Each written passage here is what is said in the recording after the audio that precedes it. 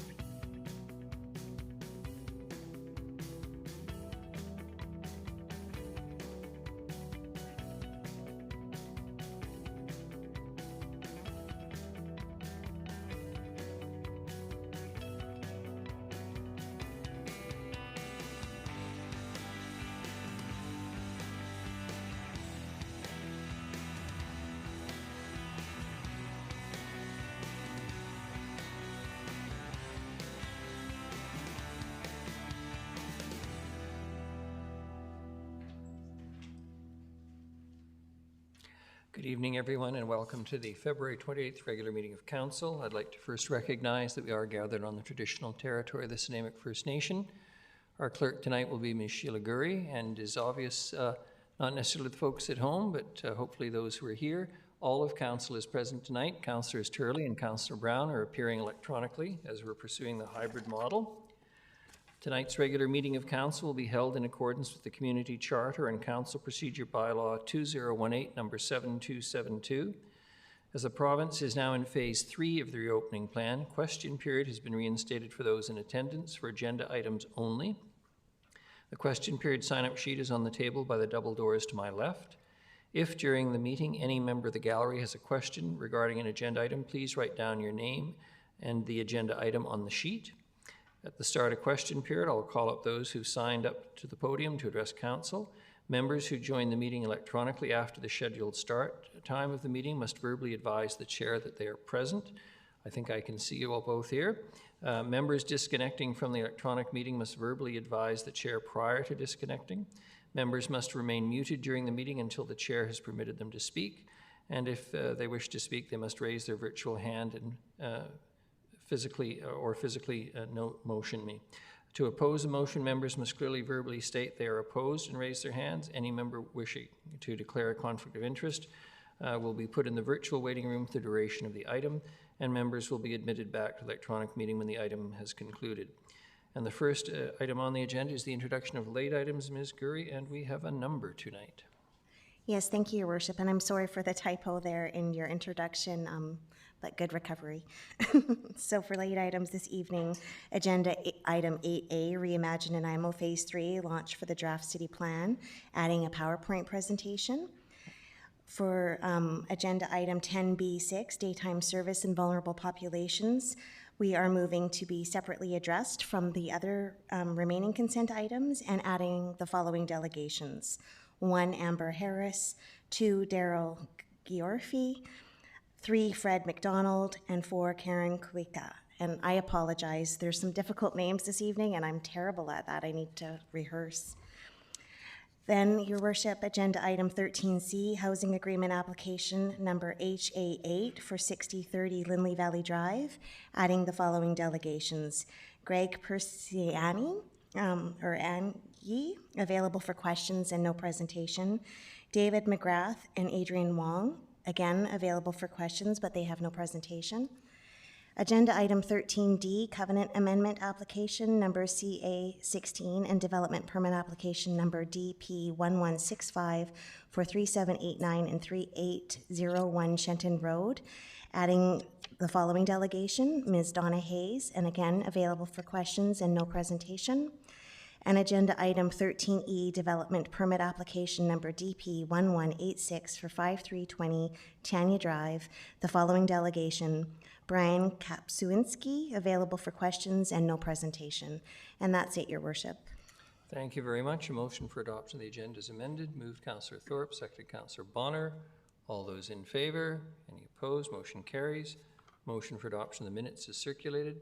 Moved Councillor Bonner, seconded Councillor Thorpe. All those in favor? Any opposed? Motion carries. I have a few items tonight for the Mayor's report. And I can't resist letting the city know about this one. I received a letter from WiMACTel Canada Inc., responsible for payphones. Dear Mayor Leonard Krogh, as an agent acting on behalf of TELUS Communications Inc., WiMACTel sends this communication to you in compliance with CRT Decision 2004-47, Sections 56 to 66, to provide notice that the last payphone in Nanaimo will be removed on or after April the 5th, 2022. This is due to a decline in usage. I couldn't resist sharing that with the community in light of the fact that some of us remember phones on the wall and party lines and the necessity of getting the chattiest people off and ensuring they didn't listen to your conversations. Technology and cell phones have caught up with Nanaimo. The next are the census data highlights, which recorded record growth in Nanaimo. We estimate now the city's 2022 population to be around 103,500 people. The interest over the last 5 years has been felt throughout the development community, with record high building activity resulting in 2019 in $445 million in investment. Despite COVID-19 and the pandemic, 2021 saw the second highest year, with projects totaling $272 million in building permit value. We are anticipating that by 2046, 140,000 people are going to call Nanaimo home.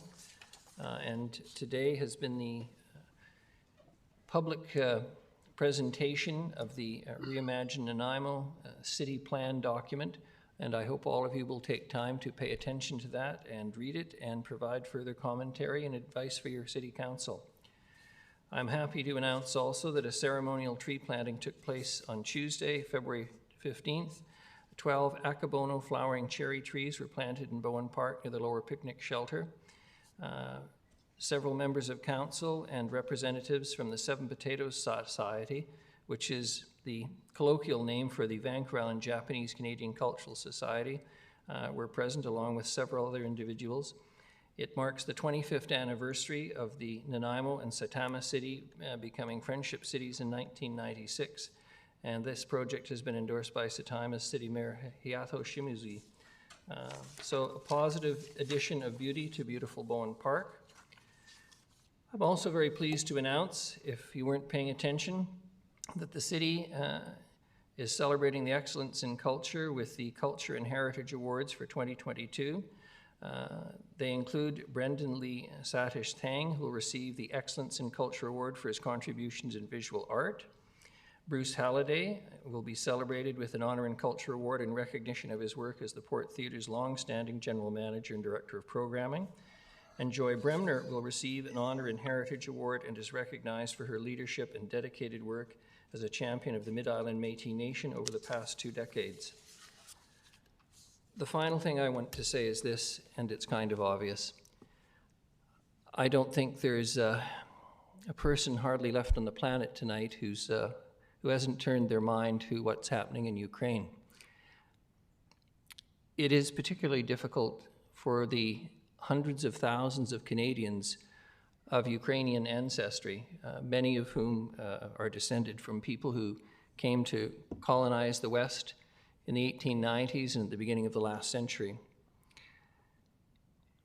And I want to emphasize that this city, I know, wishes to express to all our fellow Canadians, but particularly those of Ukrainian descent, our sympathies and support for one another, but even more particularly so for the people of Ukraine.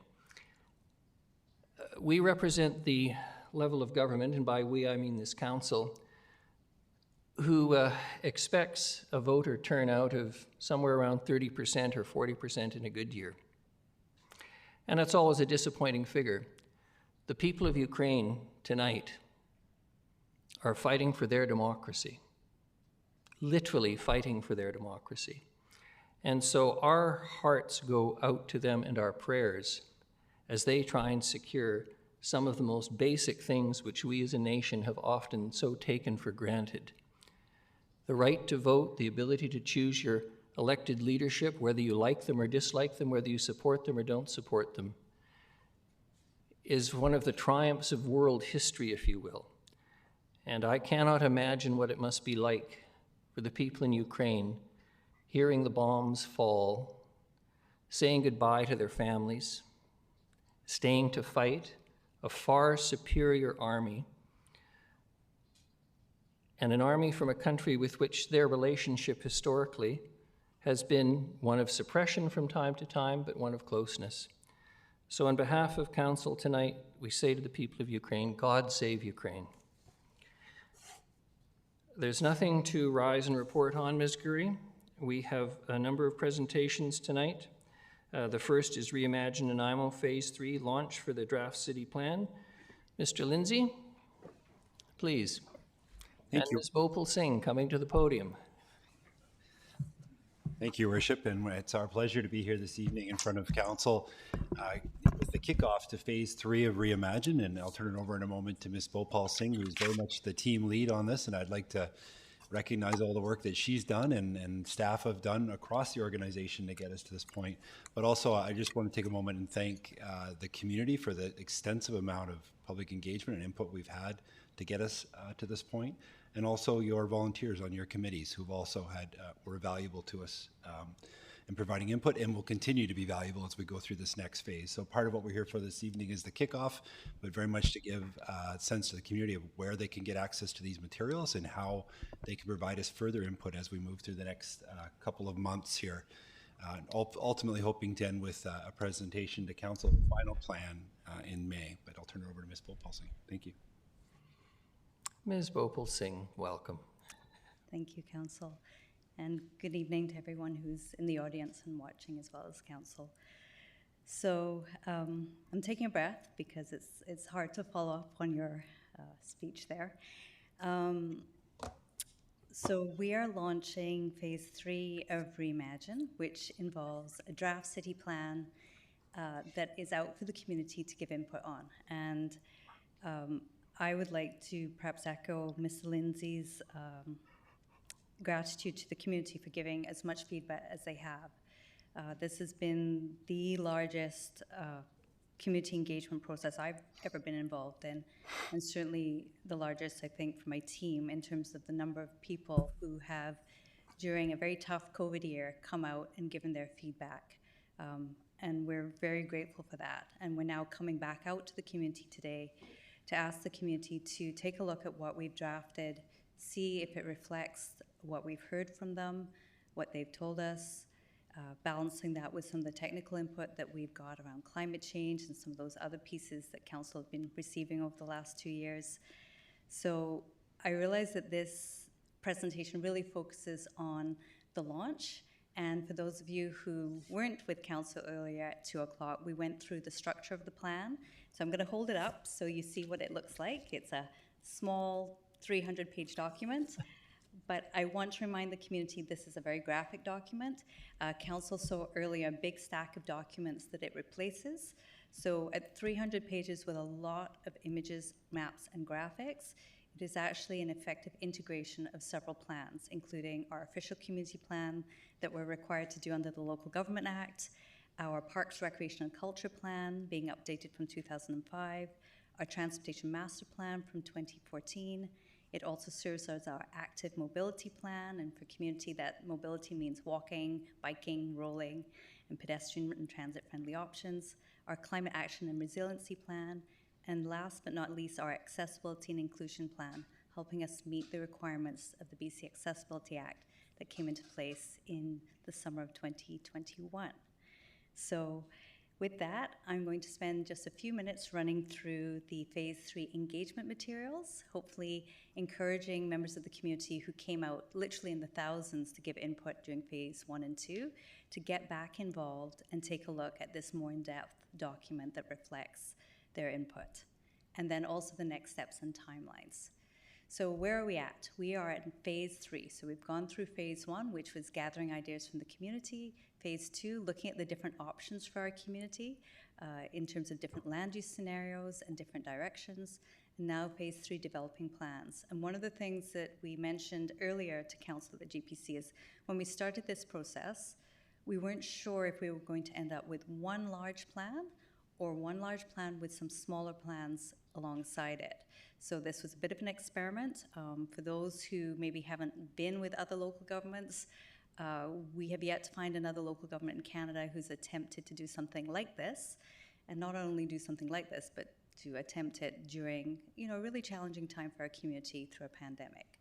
So with the census coming out, I think it reinforces Council's direction to proceed and to have a plan that allows us to really have a game plan and a blueprint for the future instead of being reactive.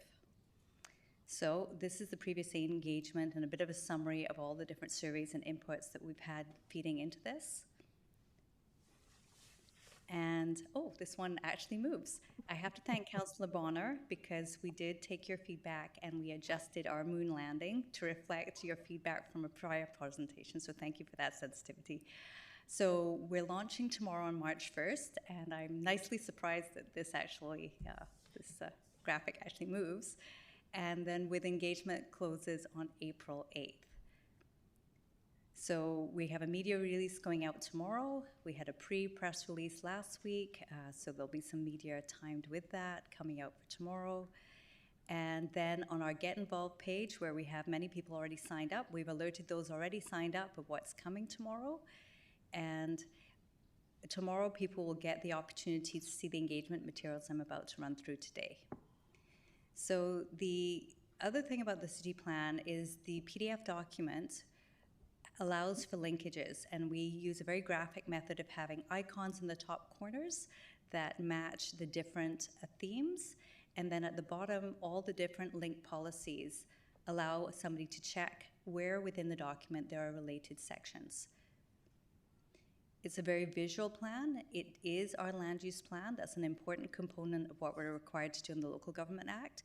And so it contains land use maps, summary tables of what those look like, and then more detailed policies. So for the community whose council have seen this graphic many, many times, but maybe for community who are watching who haven't, in the blue you see the draft city plan and what it represents in terms of a structure and vision for the community with citywide policies, and then how it links to council's strategic plan and integrated actions that help council implement the plan. We also have supporting plans that feed into this, and then also an important piece is monitoring and ongoing updates to council about progress towards our different goals. So another important piece is we're coming back to council on March 14th, March 28th, and April 11th for more in-depth discussions on different sections of the plan. So community members who are interested can watch for those. So tomorrow, what you'll see online is something called a story map. It's a new technology that we're using that allows for a community member to scroll through and click on different aspects of the plan and give feedback. So it's very visual. So for those who don't want to read all 300 pages but have some areas they'd like to focus, this will allow them to do that. In addition to the survey, we do know that there's some people who prefer to give feedback in a less structured way. And through the story map, there's the ability to provide comments at whichever tone, whichever format people wish. So they can just type those in relating to different sections that they wish to comment on without being guided by specific questions. At the same time, we really do hope people do the survey because it helps us give a sense of what the feedback is on different elements of a plan. So we'll be having a public survey. We'll also be mailing out 2,000 copies of a statistically valid survey. And why this is important is this really helps us check and make sure that we've gotten good coverage of the city across neighborhoods, across different demographics. And during phase 1 and phase 2, where we had a statistically valid survey, plus we did representative focus groups, this allowed us to, through the help of an independent neutral consultant, get feedback and see if it matched what staff were getting. And for council, it's a way of ensuring an unbiased way of getting feedback and matching that with the broader public input. And what was really interesting during phase 1 was that our survey results for both statistically valid and the wider community through the online engagement was very, very similar. And even the distributions across neighborhoods where we got good proportions of feedback representing percentages of the neighborhoods was really reflective. So it'll be interesting to see if this time around we can achieve the same. So the engagement is focused around 12 themes. These information themes are what the community told us were important to them. And in turn, we are coming back to them and saying, okay, you told us that affordability, mobility, an inclusive city, access to nature and outdoor recreation were important to you. Waterfront identity, all the different things you see here, a green approach, great jobs and businesses. And in return, what we're doing is saying, okay, you told us this. Here are the new and emerging directions. We can't ask you to give feedback on all 300 pages of this plan, but here are some key elements we'd like your feedback on. So when people see the survey, it is a snapshot of going back to those 12 themes we heard during phase 1 and 2 and saying, okay, how do you react to the directions we're going now in the draft plan? So this is an example of the information sheets that will be on the storyboard and also sitting separately. So if people are only interested in certain elements of the 12 sheets, they can just pick on that sheet and link to different parts of the plan related to that. So they're not obligated to go through all the sections. So this is just an example of the graphic nature. And on the left-hand side, you'll see those key directions, and those are in the survey, and people can comment on, does it work for them? If they don't like them, tell us more, and asking for their confirmation and feedback that way. So I'm not going to go through all of those, but it gives you a sense of what we're going out to the community with tomorrow. And then this is notification that actually has already gone out to those who are signed up for Get Involved, and those who already aren't signed up, we encourage you to do so because it will allow us to give you any notifications and updates throughout this process. So we also are required to do what's called formal referrals to different groups that we identified through our terms of reference with you, and this is following the Local Government Act. So what we have done is we've actually started today to send out an informal referral so they have ample time to look at it before we get to the bylaw adoption phase where we're giving a month's time. So that has already in play as of today. There'll be a video coming out. We'll give you a heads up when that is to be released. I think one or two of you in particular may be called upon to help with that. And then where we can, there may be some pop-ups, COVID adapted, just to, again, provide the information and drive people towards the survey materials. We are grateful to our partners at the Regional District, Nanaimo, Ladysmith Public Schools, and also the Chamber, and many, many others who helped us during phase 1 and 2 by boosting out our survey and really helping people get engaged. And these 3 partners here allowed us to use their logos for this phase and are very pleased to also support us along with others in boosting this out. So cross-promotion is a really important aspect, and I think it's one of the reasons why we've had as much success. I also want to thank 1 or 2 VIU professors who have agreed to waive a homework assignment in return for students showing evidence of having completed the survey. So I'm going to be tackling a few more professors on that and see if we can up our participation of certainly the under 30 group. So look around the parks. We have different areas where we have QR codes for those who like to use phones to access the survey. So all that branding is out there. And really what we're hoping for is all the people who got involved during phase 1, phase 2 with that high level of awareness now come back. Typically at this stage, we anticipate less participation because people tend to go, okay, you've done it. And those who are really passionate will actually take the time. So we're hoping that more people are passionate and just don't go, okay, yes, you've got a plan. They actually will take the time to do the survey, at least go to the one of the 12 themes they're interested in, even if it's only one, and just confirm that we're on the right track with what they told us. So you'll see some of this promotion around to help get the word out.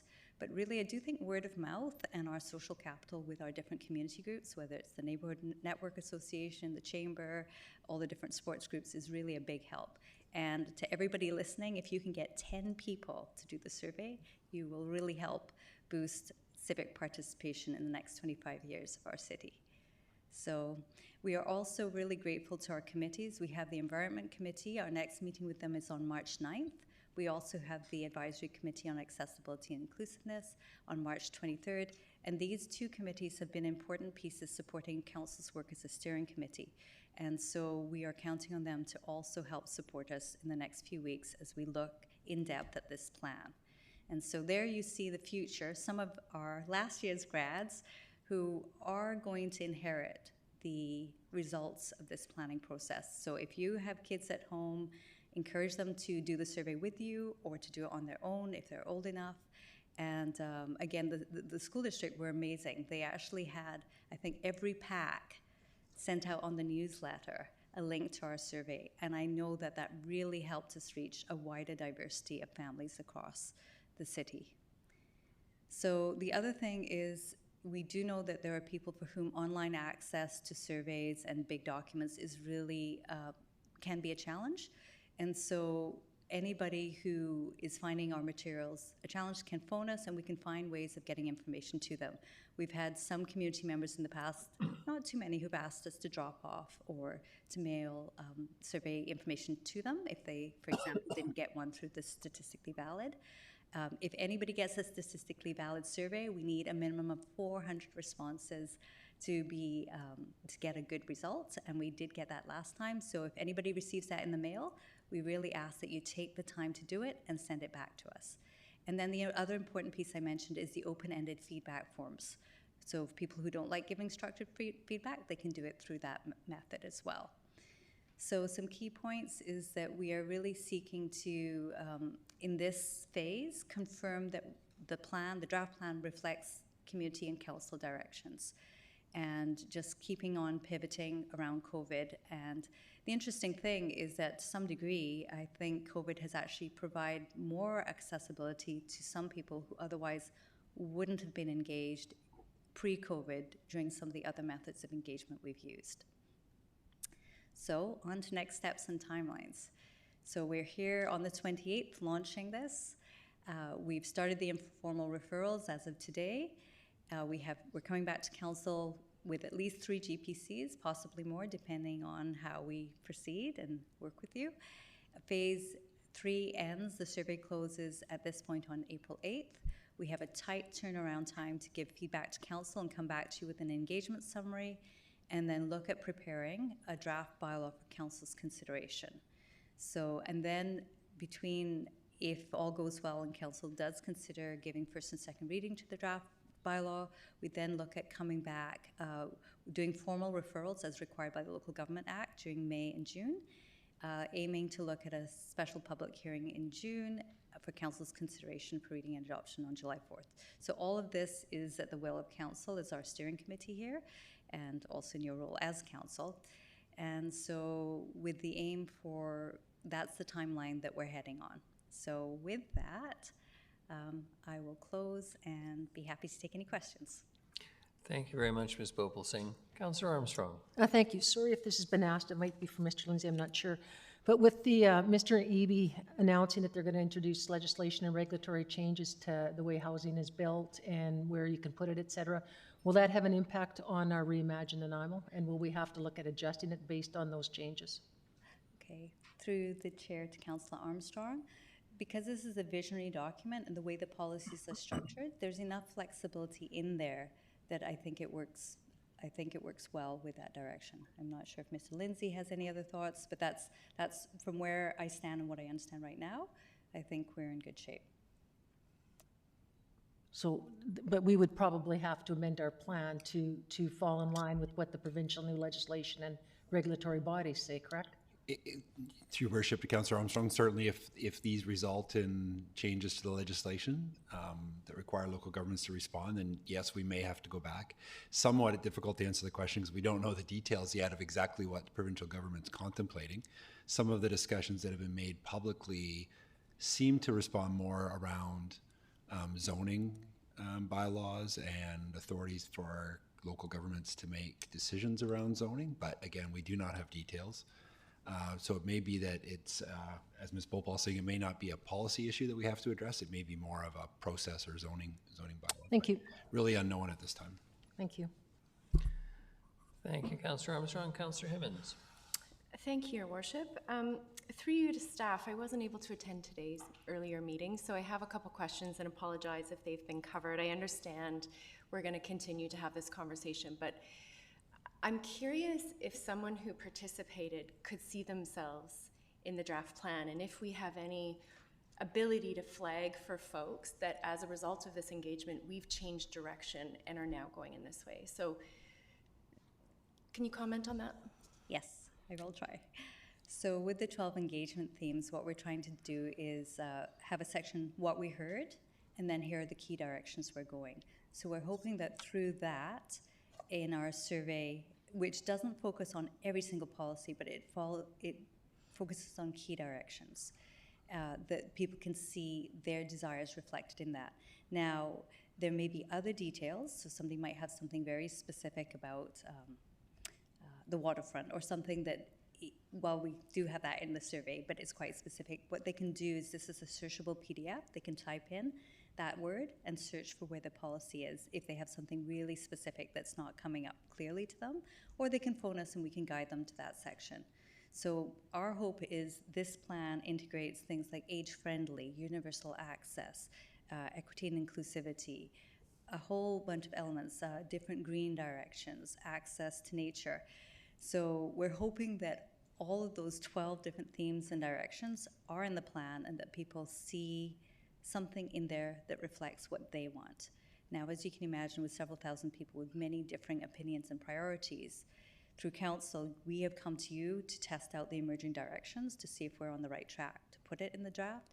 And now we have it in front of the community to see how they respond, with the opportunity for them to say, you hit the mark, or needs a tweak, or you missed something. And then we have to bring that back to you for your consideration. So we're hoping that every citizen can see something of themselves in this plan, or something of what they want for their neighborhoods and their community, or our community. Yeah. Thank you. And a follow-up, if I may, or actually a different question, and that's related to monitoring and evaluation. So I know that we're going to have a session on that specifically, but for me, evaluating and assessing the plan is really going to be in the details of how are we going to measure whether we're doing what we said we were going to do. So I just want, I guess, reassurance that that conversation will happen prior to, I guess, that conversation will be happening alongside us doing these edits, that we're going to have that clear information when we approve the plan. Right. So through the chair to Councillor Hemmens, one of the things we did discuss this morning was a reminder that we had worked fairly early on in our process on targets and indicators that would go into a monitoring strategy. The aim would be for council to endorse or adopt this plan for us to understand exactly if there's other elements we need to be monitoring, and then coming back to you with the actual monitoring plan after the summer, in the fall. But we can, one of the things I think we need to do, and I think it was speaking to Councillor Bonner's point earlier, or maybe Councillor Gesselbart's, is a good visual showing the connection between how this strategic plan works in relation to the actions plan that helps implement it, and then how the monitoring relates to that. So you see the hierarchy and the connection very clearly. I know we showed it to you, but it was a year ago, and I think it's worth reminding. And I think that we have opportunities at the next few GPCs to go through that graphic and give you an example of some of the targets and indicators that we drafted, knowing that we wouldn't finalize them until the plan's final, because you don't want to be finalizing them if you're tweaking what you're actually, the direction you're going. So I think that will be helpful. And then hopefully on March 14th, not hopefully, on March 14th, we'll be coming back to you with the Green and Connected goal, going through that, checking in with you to see if everything is aligning, and then also talking to you about what are some of the related examples of actions to actually make that a reality. Because an official community plan or strategic plan like this is visionary, so it sets the stage. And I know I'm telling council this, and they know this, so I'm saying this in part for the community. It sets the framework and it sets the guiding policies, but the rubber hits the road with the actions and the resourcing that council puts to different priorities on an annual basis when they do their budgeting and their strategic plans. And showing how that links is really important. And the idea is that this plan actually works so well in an ideal world that it goes all the way from helping council determine its priorities, shift its actions. So as we monitor, you may find your investment in a certain initiative isn't giving the outcome you want. And we're able to show you ideally on an annual or biannual, depending on the indicator, that we're either moving towards our goal or away, and then maybe the action that we've chosen isn't the most effective and we need to pivot and try something else. And allowing you that flexibility and adaptability. And then in turn, that guides individual departmental work plans and individuals' an individual's work plan. So every staff member at the city knows how they fit with that overall goal, working its way up. So. Thank you very much. And a quick comment just to commend the enormous efforts around engagement at a difficult time. I think the results are quite staggering in terms of our survey response numbers, et cetera. So just deeply grateful to staff who've been working on that, but primarily community members. And it helps us tremendously for people to participate. So. Thank you, Councillor Hemmens. Councillor Bonner. Thank you, Worship, and through you to Ms. Popelsing. I want to thank you again, as we said earlier, for this document. I think it's a fabulous document. It's going to lead us through the better part of the next generation. A question I had is when we had our earlier conversation today about the language within the document, did you get any sense from the public in terms of what sort of language or strength of language they wanted in this thing at all? I will say from the general public, no. They're more interested in the directions and the actions we take, less so perhaps on the language, but what, perhaps, I don't know if it's a good term to use when the rubber hits the road, but what is actually going to happen for them in their neighborhoods. So whether the language is strong or not, what they're interested in seeing is what council actually does to make something happen. So I think that guidance is likely to come more from committees and council themselves.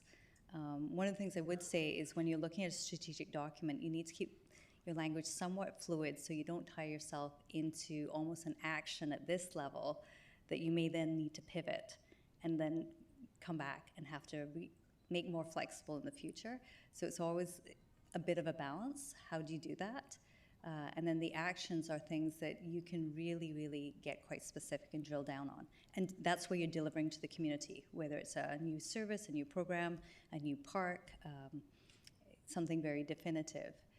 So that's where council has the opportunity on an annual basis to review that integrated action plan.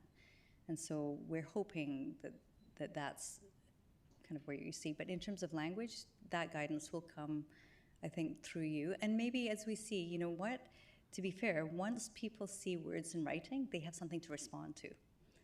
And up until now, we've been asking them questions. And so now that they see this, they're going to let us know what that looks like for them. And we'll get that feedback. So I think this is probably the stage if we're going to get that feedback on language, it's going to come here. And then, of course, we've gotten some feedback like the Accessibility Directorate and some specialized departments and groups like the Advisory Committee on Accessibility and Inclusiveness. They've given us language that they want to see, quite specifically. The Environment Committee have given us language they want to see. So those pieces that's been quite specific. And one of our tasks is to, as you pointed out, reflect back to you how that's shown in here. One more question, if I may, Your Worship. And this is one that I just came to me a little while ago, is because I don't have a lot of experience in OCP development, right? So it's my first one.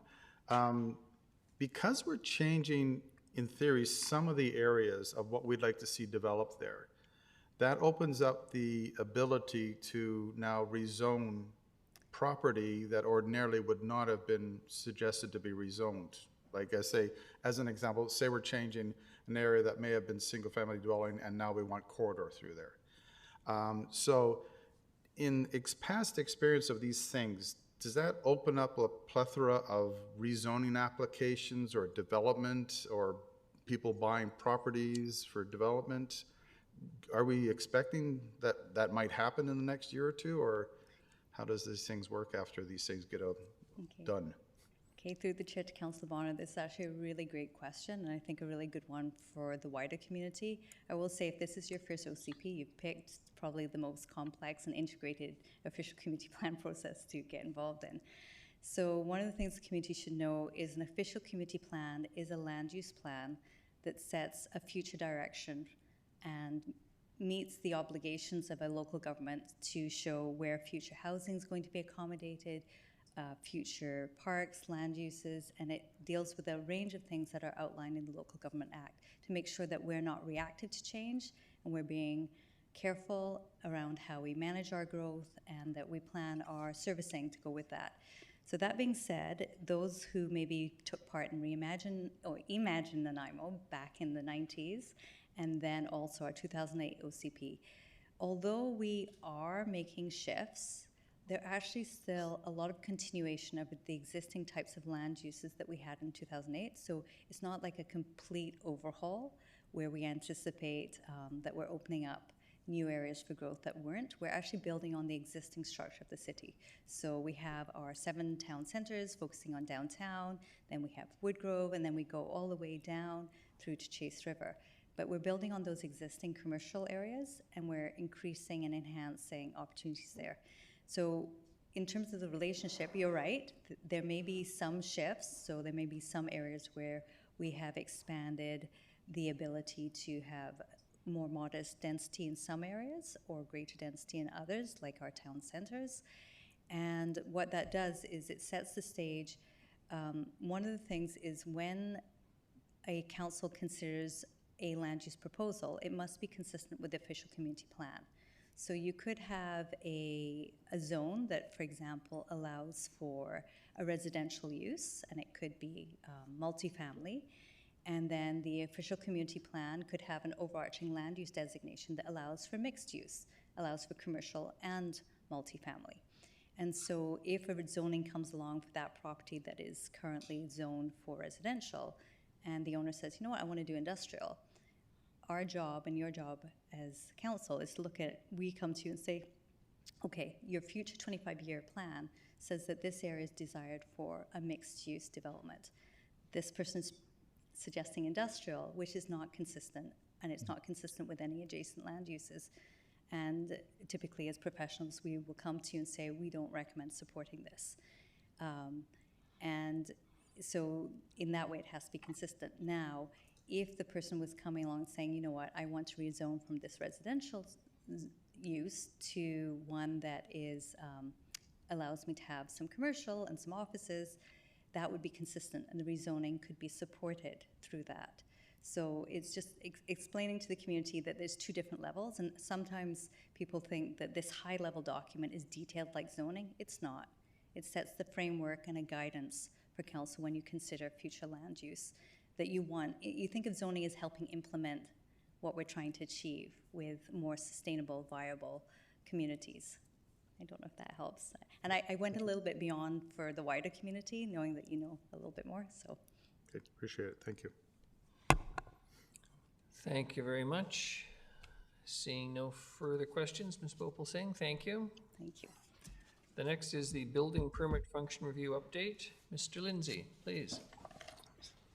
Thank you, Your Worship. We have a presentation this evening, and I'll turn it over in a moment to Mr. Moss and Mr. Holm, who are here. But just to give some context, Council, remember late 2020, early 2021, Council supported us in a building permit function review with an external consultant. That consultant came back with a series of recommendations, and Council supported us fully on the implementation of those recommendations. So one of those recommendations was to establish a working group of staff and members from the development community. That group's been working, and we have here with us this evening the co-chairs of the working group, Mr. Moss and Mr. Holm, who are here to update you a little bit on the work that's been underway at that task force level, and where we are with the overall function review implementation. So we look forward to the presentation, and I know they're happy to answer any questions this evening. Mr. Holm, Mr. Moss, welcome. Please. Great. Thank you, Your Worship and Council. Pleased to be here tonight in two capacities, Director of Development Approvals and co-chair, as Mr. Lindsay mentioned, of the Joint Building Permit Advisory Working Group, together with fellow co-chair, Mr. Moss. I'm going to run through kind of a high-level overview of the building permit function review, some of the recommendations and that came out of that, and where we're at. I think Mr. Lindsay touched on some of the finer points here already.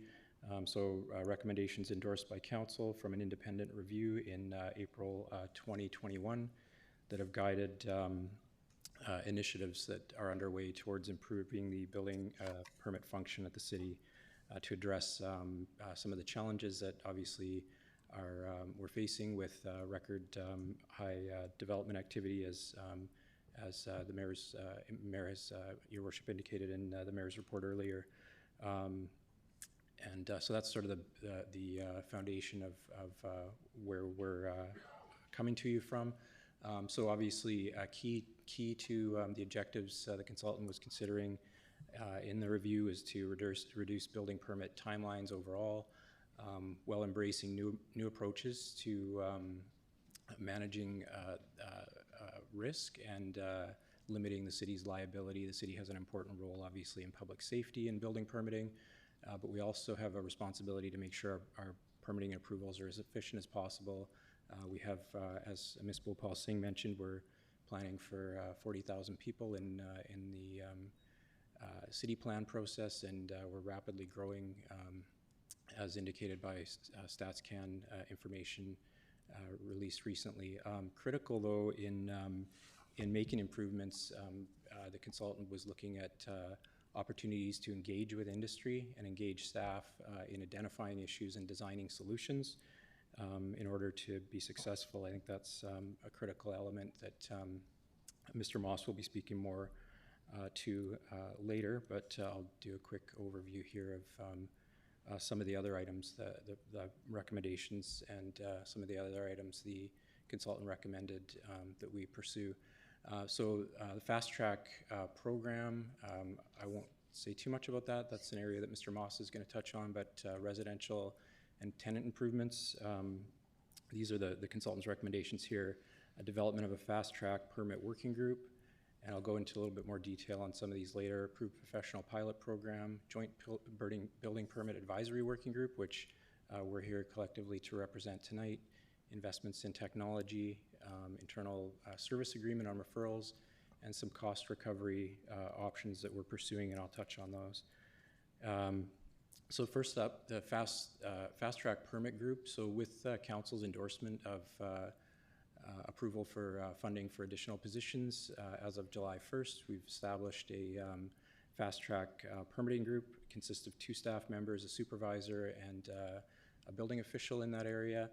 Currently, they're working on, we've assigned internal staff to those positions, and they're supporting review of small commercial renovation and leasehold improvement applications. And they're doing that in advance of the criteria that the building permit advisory working group has been developing, and Mr. Moss will touch on that more in a bit.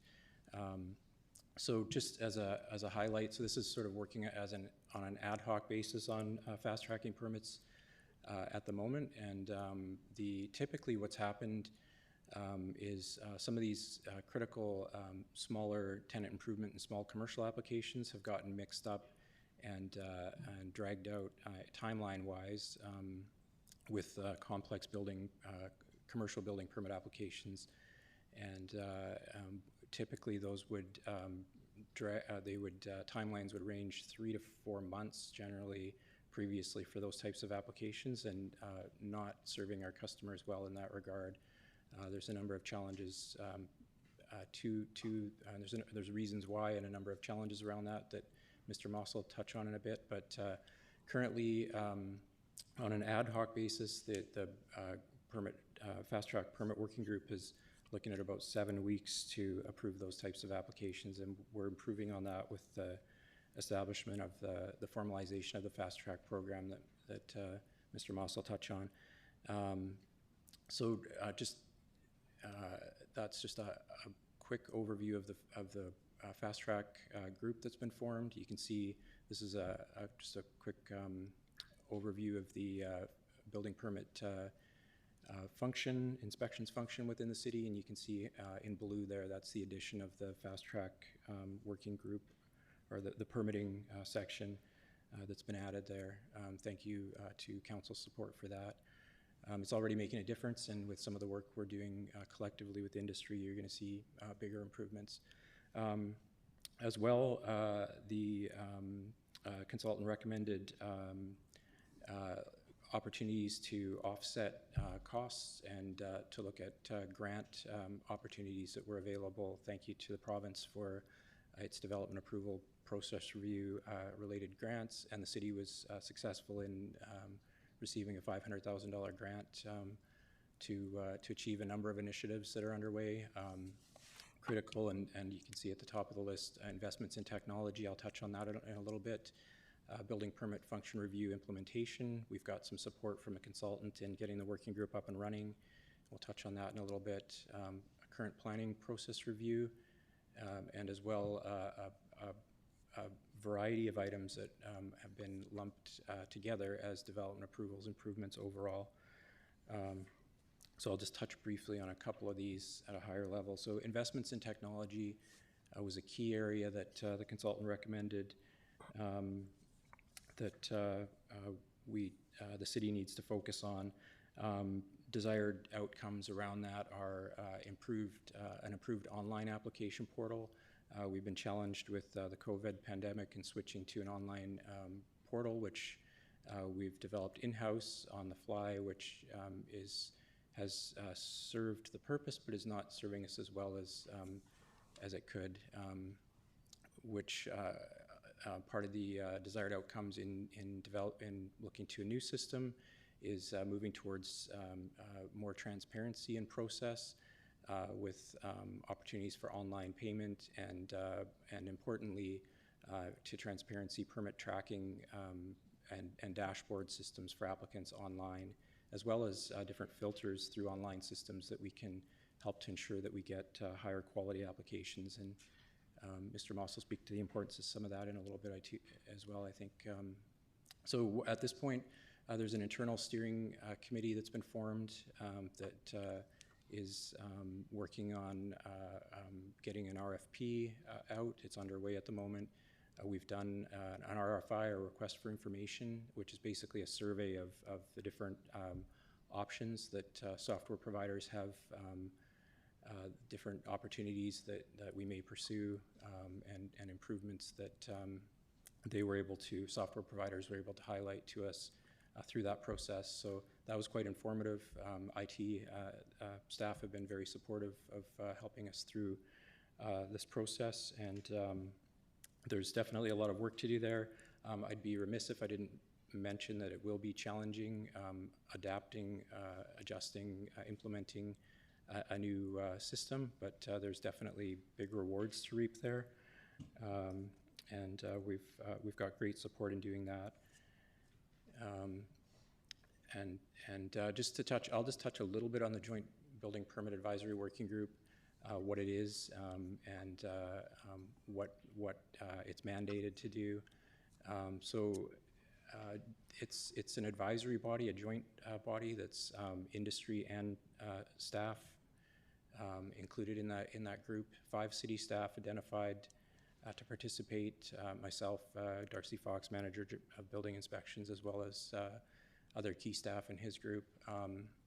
And critical too, and Darren's one of the representatives, Mr. Moss is as co-chair, but development industry representatives, 5. We have 3 from the Nanaimo Development Group, 1 from Vancouver Island Construction Association, and 1 from the Canadian Home Builders Association in Vancouver Island. And we're very fortunate to have partners in industry that are key. They're community boosters. They're very keen to see the community thrive and to see success that can come with improvements in processes, and they've been giving a lot of time to helping improve those processes. And you'll hear a little bit about that from Mr. Moss. The group provides recommendations to the general manager, to Mr. Lindsay, to implement changes to the building permit processes and functions. And you can see some of the mandate purpose, so exchanges, information, initiatives, feedback through industry, collaborative approach to problem solving with industry, education outreach, which is something we need to spend a bit more time on coming up with some of the changes that we're making or proposing. And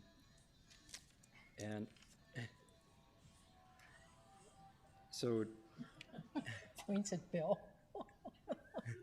Yeah, I know, it's really embarrassing. It's happened Thanks for to me that. occasionally too, but preferable to be in a smaller public venue.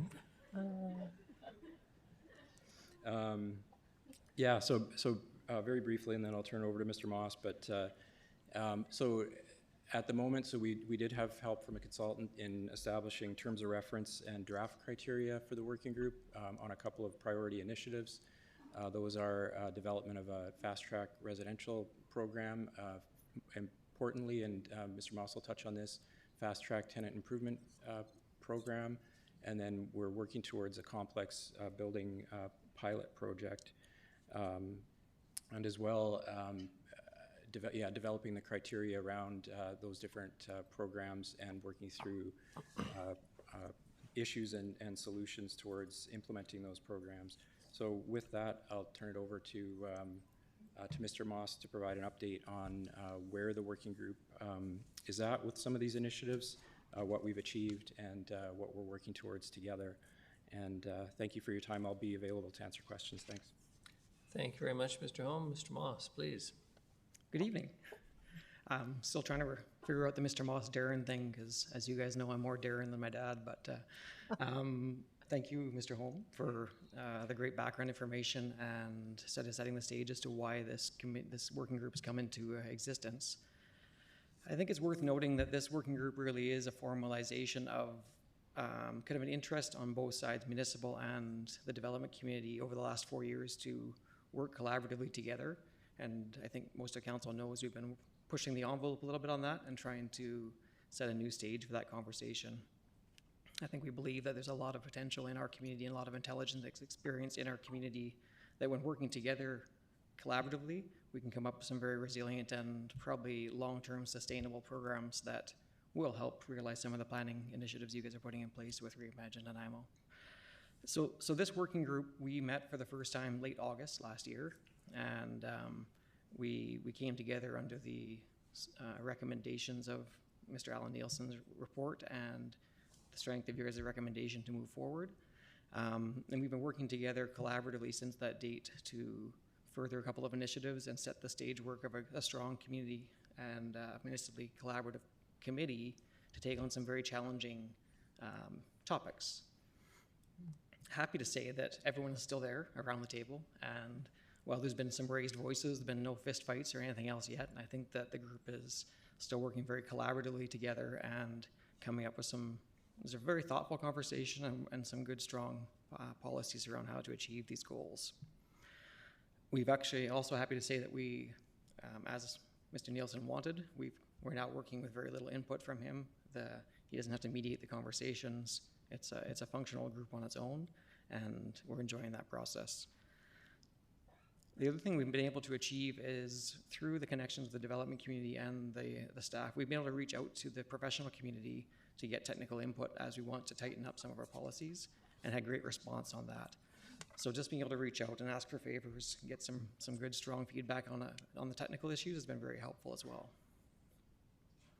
I'm going to touch a little bit more on why we did this, but we are now at the point where we can implement the soft start of the tenant improvement fast track process, and look forward to telling you kind of how we came to that decision.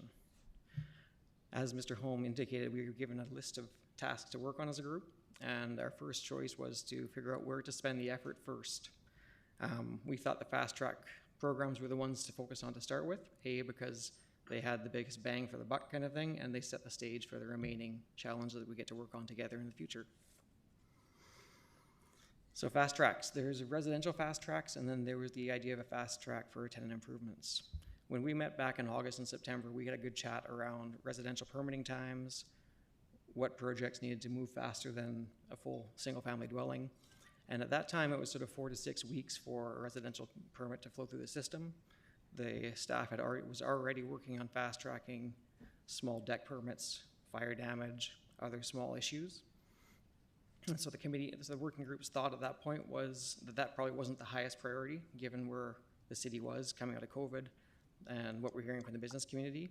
And so we chose to focus on the fast tracks, on the tenant improvements, and leave the residential side on a monitoring basis. As long as we can maintain 4 to 6 weeks, it's a reasonable time frame, and we can improve on that later as we get the other ones a little more in control. So we chose to focus on the commercial tenant improvements. I'm going to pause just for a second, because I know one of the big questions we've got from a lot of people on this policy is, what's a tenant improvement? What is an alteration permit? And so probably the easiest way I can come to describe that is, if you think of a suite in a commercial building that has walls, ceilings, floors, and a door, if you're working inside that space without touching those elements, it's kind of a tenant improvement.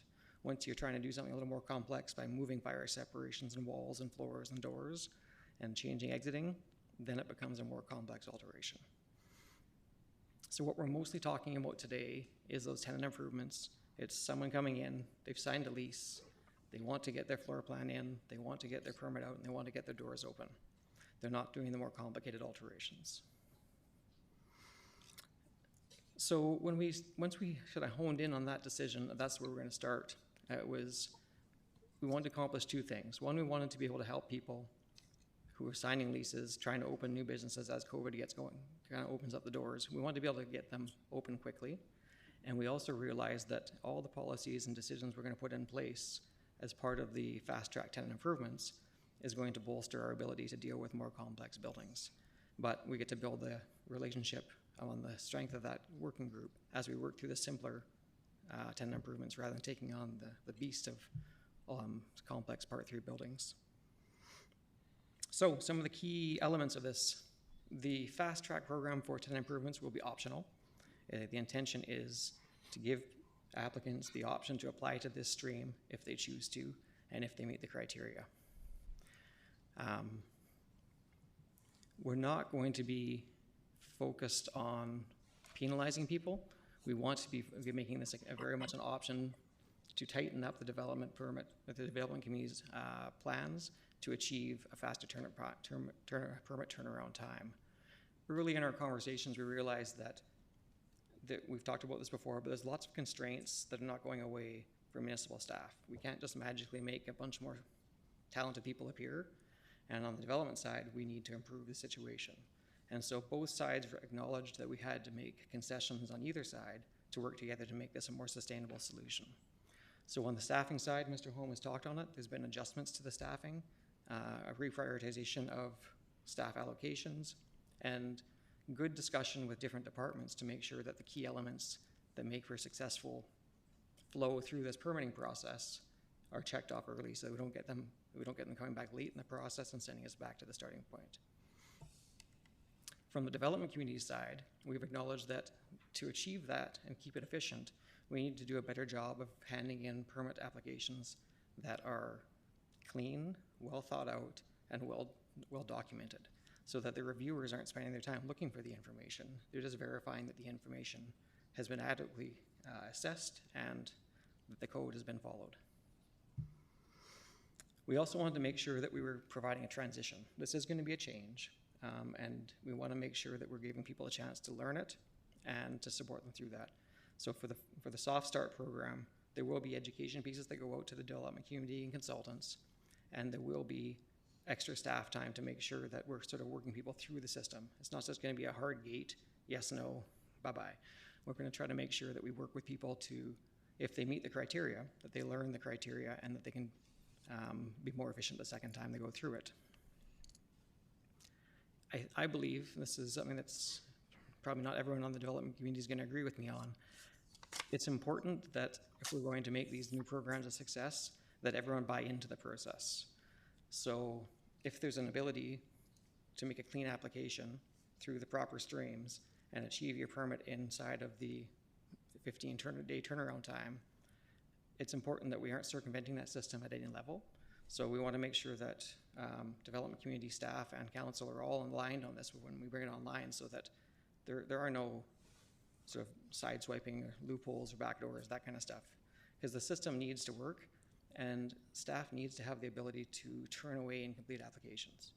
Because the goal is, after we transition out of the education system or phase, to have a pretty strong understanding of what a clean application looks like, and then it's the development community's job to get that submitted. And so it's important that we have that, the staff have that ability to close the gate or turn away a permit if it doesn't fit or it's not complete. And again, the development community needs to own that responsibility to learn and to provide the information in a clean and concise manner.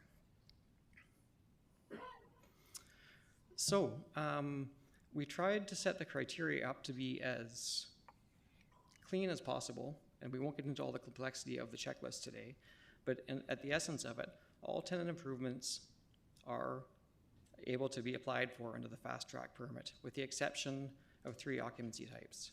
Group A, which is where we are today, large restaurants, more complicated assembly uses. Group B, which is a use where the occupants' safety is deemed more important than their ability to exit a building in a fire. So jails, detention, care facilities, those are complex and need to be carefully thought through. They don't fit this program. And then Group F, Division 1, high hazard occupancy industrial, which same thing, there's a lot of combustible load and it needs careful thought. acknowledging that permits are gray in nature. They don't have very polite brackets they live in. There are many alteration permits which are a little bit more complex than the simple tenant improvement that are not that much more complex. And so staff has acknowledged that on a case-by-case basis, they will review and decide whether they are willing to accept a simple alteration permit in the fast track program. I don't think we can get any more specific than that because it really does vary case by case and what's jumping out of that tenant improvement classification. And then again, we're going to make sure there's a checklist that makes sure the applicants know what information is to be conveyed, what code requirements are to be met, and how to convey that so staff can be very efficient in their review of that permit. So why bother with this? Why would someone want to go through the extra effort of cleaning up the policy, their documents, and going through this extra effort? I guess the carrot is that we're hoping we can turn these permits around in 15 working days, which is a significant improvement on where we find ourselves today. And I think the entire working group acknowledges it's going to take time to get there, but that with the right application and the right education piece, I think this is probably achievable. And Mr. Holm will speak to it as well, but we've had great discussions about it, and we believe this is a good starting point. So the process would look like this. Applicant brings a very clean drawing set in, or does it digitally, makes the application online. The application's received. Within 5 days, they'll get a call saying, we'd like you to come in for your application meeting, be it by Zoom or whichever medium is right. The point of that meeting is to make sure, A, the application fits the criteria, B, the application conveys all the necessary information. If those check, great, thank you for submitting, you're now in the fast track program. If there's minor adjustments to be made in the way the information is conveyed, but as a whole it does fit the program, staff will work with that applicant. Their time might be delayed because they have to get more information, but they're still working with them to get them through that program. Once your document has been accepted, that's where staff is making that commitment to endeavor to do everything they can to get the permit issued within 15 days of the original application date. So really, I think it's a big step forward in what we're trying to achieve and what we're trying to provide to developers and business owners to get their doors open and to make sure we're moving forward as a collaborative team to make that happen. Again, important to note that for this to function, incomplete or inappropriate applications need to be rejected from the fast track program, and they can then resubmit under the applicable stream that suits the project. At a high level, that's what we're proposing. Before we get on to questions, I do want to highlight that the group is looking to build on this fast track tenant improvement process to move on to the complex building permit. We haven't done that yet because we chose to focus on this first initiative and to also build the strength of the working group and make sure we had some of those tools in place so that when we go tackle the more complex discussion, that we have a better foundation to start from. Thank you very much, Mr. Moss, and extend our thanks to the Permit Advisory Working Group generally. Councillor Armstrong? 2 questions, please, Your Worship. First of all, thank you very much for the work. I think this is awesome. I'm just wondering, are we still looking at the approved professional program? Will that be one of your next stages, or is that a little bit further down the line? Definitely. So the approved professional is the one I sort of think of as the complex building, and we need to jump in and explore that next. We want to get this one up and going and then build on it towards that one. Okay. And then, and again, I don't know if you can answer this or not, it might be Mr. Lindsay or Mr. Holm. If Mr. Eby does continue with his program, and I know the UBCM is pushing back at it because there's been no consultation with municipalities, would this working group be the one that we would utilize to help with that, or would it just stay with staff? And if it would you require a motion? Sorry, Your Worship, I missed the first part of that. So that the recommendation or the comments coming from the province with respect? No, like, because apparently the province has had no interaction with municipalities yet, right? So there's a lot of pushback from the UBCM that they want this before it goes to legislation in the summer. So I was just wondering, if they do open up the consultation to municipalities, would it stay just with city staff, or would this particular group be a good way to show what we are doing so that we are trying to take action towards what he's complaining about? Yeah, through Your Worship to Councillor Armstrong, again, it's somewhat difficult to comment until we find out exactly what is being proposed. I would note that, I mean, this group has been tasked with looking at specifically building permits. We suspect, based on the very, very high level comments we're hearing, it's more around zoning and zoning approvals. So it may not be this group, but we do have a good relationship with our development community, and we've worked with them on various topics we've brought forward. So if that time comes, I'm sure we'll have an opportunity to get feedback from the development community of many of those members who sit on this task force specifically. Yeah, thank you. In order, Councillors Thorpe, Hemmons, and then Turley. Councillor Thorpe, please. Thank you very much, Your Worship. Through you to the delegation, Mr. Holman, Mr. Moss, thank you very much. Since I can remember, permitting times have been a bone of contention here in our city, as well as probably most other cities. And I just think it's tremendous that we're getting a cooperative approach to try and solve things or improve things between city staff and the development community. So congratulations to everybody who's been involved, and thank you for your leadership on this. I think the Fast Track initiative is a great concept to try out. But as I recall previous discussions, it seems to me that aside from the issue of city staff levels, which we'll have to try and address, a major component of slow permitting times is the number of incomplete applications that the city receives. And it seems to me, Mr. Moss, you're sort of acknowledging that the onus for fixing that is more on the development community, but combined with education on the part of the city to improve things. So I'm hoping that this will be a real focus as the group moves forward. And I just wonder if you could comment on that topic and how you see this education working to improve the percentage of, as you call them, clean applications we receive. Mr. Moss, is there anything you could add to what you've already said? Happy to try, for sure. I guess working with the working group, it really has highlighted the challenge both sides face. And the difference now is that we're both talking about this openly and working to put clarity around what both sides need. So the discussion around an incomplete permit is twofold. One, there's the information is not adequately conveyed on the drawing set, and two, there's drawing sets that are being committed with that are not code compliant. And so there's two levels to that. The code compliance, in my mind, relies that's the professionals that need to own that. That's clear in my mind. How the information gets conveyed and what the city is looking for, that's the education piece. So on the fast track permit, we've put a lot of effort to make sure the checklist conveys critical information the city wants to see and that they want to review, without a bunch of superfluous information that complicates the forms and makes it more difficult to get to the most important information.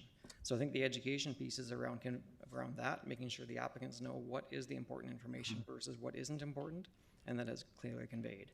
Code compliance, the consultants need to own that, and I think we have some wonderful consultants that do, and we just need to reward the ones that are. Good. Thanks very much again for your work on this.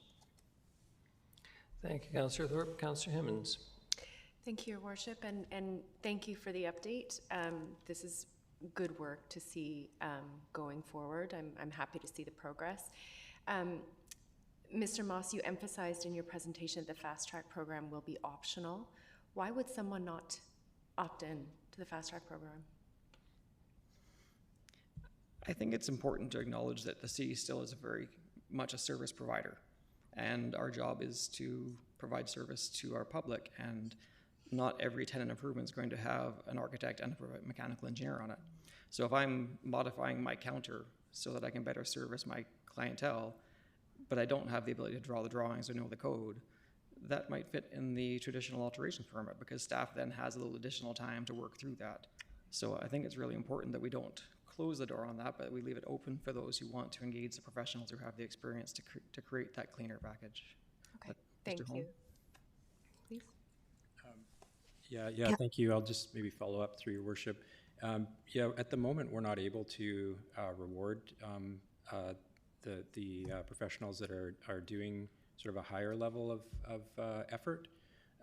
they're almost punished by those that aren't. So, you know, this gives that opportunity, and as Mr. Moss mentioned, it allows folks that are in the business to be able to count on, you know, their ability to meet the criteria and to follow through with a fast track permit, and their ability to commit to their clients on timelines is critical too. So we're thinking it's the carrot that hopefully will help. So thanks. Your worship, Councillor Turley has his hand raised. Yes, I mentioned that. Councillor Turley, then Councillor Bonner, then Councillor Gusselbrock. Thank you, Your Worship. Through you to probably Mr. Holm or Mr. Lindsay. Will the staff that are going to be doing the fast track for residential homes and commercial tenant improvements, I'm assuming they're probably newer to the trade than somebody who's working on a very complicated building. But is the pathway available for them to eventually get to the point where they can work on more significant complicated buildings? Thank you, through your worship. That's a great question, and I didn't take the time to highlight some of the changes, some of the other changes that we've made to address just that. So actually, the officials that we have in the fast track working group are very highly qualified and quite senior, but we have taken the opportunity to make some adjustments. So the province lays out the qualification requirements for building officials through the Building Act, and we've taken some steps to ensure that we're incentivizing and aligning our compensation rates to support, and we're putting out the supports for the building officials that we do bring in at the junior level to increase their qualifications, because it's, as you pointed out, they're complex buildings. They're only the highest level building officials are actually legally allowed to review those applications and undertake those inspections. So it's really important for us to ensure that we have and maintain a certain level of very highly qualified building officials.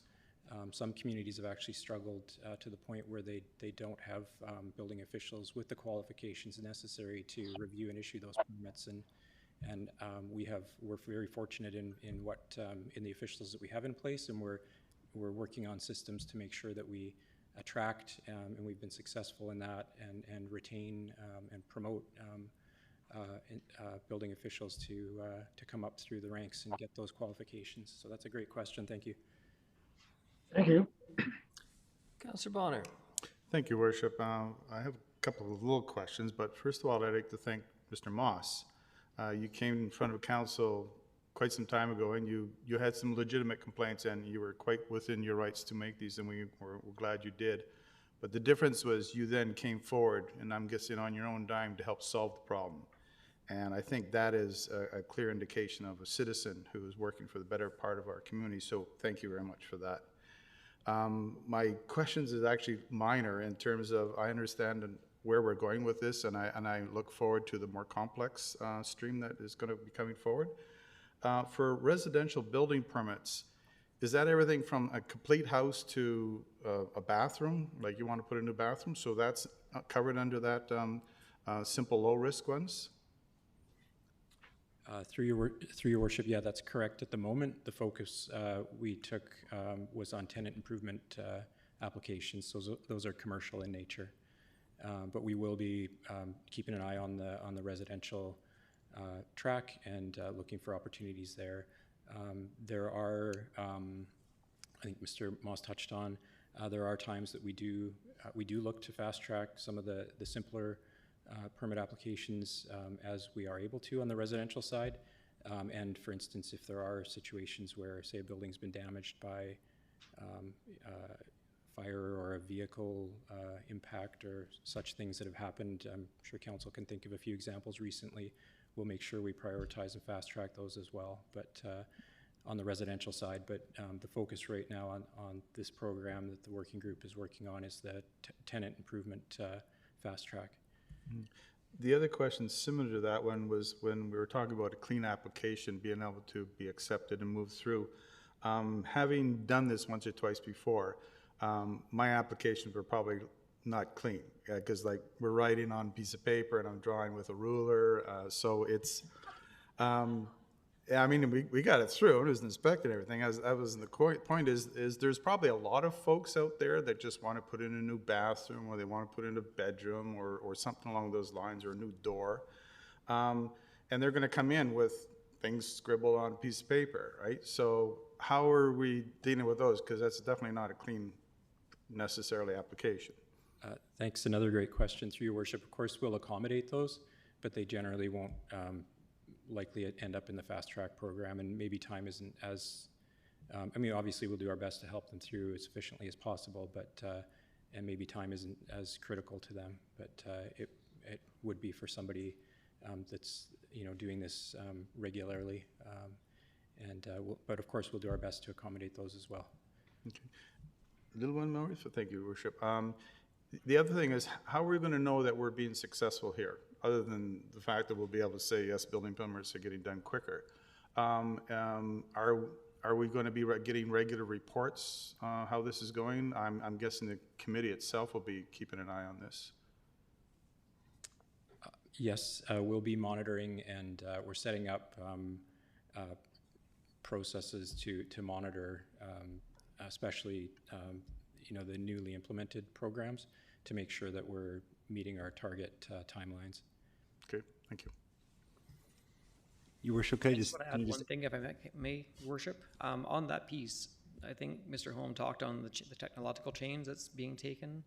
Right now, we're working with a system that has kind of been patch quilted together during COVID to make it happen. And so being able to follow a permit process from A to completion in the current system involves a lot of manual inputs. One of the great advantages of that technological change is that that stream is more automated. And so I think that'll help on that reporting as that comes together.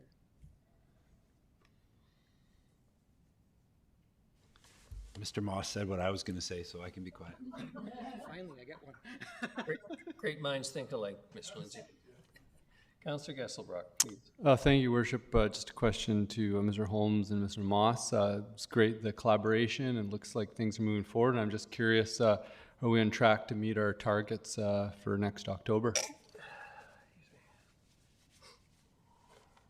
Which targets you can go ahead. Yes, sorry, through your worship, maybe if you could clarify. Oh, just getting within our building, the timelines that we've set, sort of when we would like turnarounds for different permits. I was just curious, are we on track to getting within those for next October? Oh, okay. Yes, of course. I see what you're getting at. Sorry. Yes, we'll have new targets for the fast track program, and we'll make sure that we're on target for those. And of course, we're always doing our best to ensure we're on track with the other timelines. I'll have an update for you on that next week. Excellent. Thank you very much. Seeing no further questions, gentlemen, much appreciate the presentation tonight. Thank you. The next is item 9. Committee minutes are just for receipt. We then have the motion for adoption of consent items. Moved Councillor Bonner, seconded Councillor Hemmons. All those in favor? Opposed? Motion carries. We then have separately addressed consent items, daytime services for vulnerable populations. We have a number of delegations, and Mr. Lindsay is going to introduce this. Please. Thank you, Worship. Just to provide a little bit of context, maybe not as much for council, but for the community, because as a consent item, there's no accompanying report on this. So just some background and context before council considers this recommendation from the Finance and Audit Committee. So first of all, Caledonia and the use of Caledonia Park. As council is well aware, it actually goes back to the previous council. There's been a shower program that the city has supported there since 2018. So for a number of years, and that's been run by the Unitarian Church 5 days a week for a number of years now, running out of the same building in Caledonia. In late 2021, when we were at the point where we were handing over the old community services building to BC Housing in order to build the next supportive housing project after 702 Nickel, We were certainly aware of the fact that that is the building in the past we had often used for the emergency warming shelter during the winter. Staff were looking at options, had been looking at options for a while of where else could we possibly locate an emergency warming shelter. The suggestion was to look at Caledonia, and we came forward to council with that recommendation in I believe it was late December of last year. Council supported that, and ultimately that was actioned, and with the support of the 710 Club as our operator, that facility opened on December the 27th of last year. And at the time of this report, had been open approximately 20 days with city funding responding to our criteria for cold weather days. Additional days, I think I've said this to council before, additional days have been open there by 710 using their own resources, but approximately 20 days have been funded by the city. In your finance and audit meeting in January, you received a delegation from Risebridge that had raised concerns about the recent closure of a warming center in the downtown and the gaps that created in providing services to vulnerable populations in the downtown. Council made a motion at that time in the January finance meeting for staff to come back with a report to identify gaps and look at opportunities for filling daytime gaps in drop-in during cold weather, and there was some time frame around that motion until March. So the last finance and audit meeting, we came back with a report in response to that motion, looking at different options and as requested by council of how you could possibly fill the existing gaps, and there's no debate, there are existing gaps currently. The three options we had provided to council were to look at really what I would describe as status quo, which is continue on with your establishment of your SPO and the funding that council's allocated as part of that. The second option was to go out for a request for proposals with an amount which of $100,000, which was previously in your budget to fund a daytime resource center to see what kind of response we could get. Both of those first two options were noted as being there would be more of a longer term response. It would probably be next winter before we were actually able to action anything out of either of those. The third option we had for council is if you want to take a more immediate response, and if you recall that motion did have a time frame of March. We suggested the best option for immediate response was to convert the previously designated emergency warming shelter at Caledonia to a daytime drop-in center. So the motion, that option was put forward and ultimately supported by the Finance and Audit Committee and is in front of you this evening as a recommended motion. It is for $15,000 for total budget, and that is the staff's suggestion of what it would cost to keep the facility open for the month of March. So it is only for the month of March. It's only for the next month, and if it was going to be continued after that, that would be subsequent or further council direction. And again, it was really trying to respond to something this season. So that's part of the rationale behind the time frame. Your Worship, hopefully that provides some context, but I'm certainly happy to take any questions that you may have. Thank you, Mr. Lindsay. That's very helpful. Councillor Armstrong? Thank you.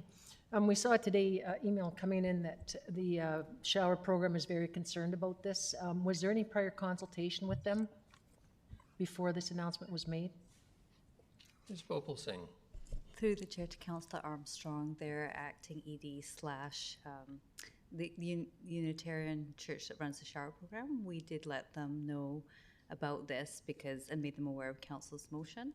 And at the time, I know something's come in from an individual staff person, but at the time through their chair, who is their current acting ED, they acknowledged that there was a need for this and did acknowledge that they would continue, because right now where the daytime drop-in center would be, or where the emergency is where the extra showers are we provided after COVID. So before COVID, we were providing the showers in one building, and then we expanded and provided them extra space. So they did acknowledge they could scale down, and also that we let them know it was just for the month of March. So the shower program could still operate, but it would be at a reduced space similar to pre-COVID.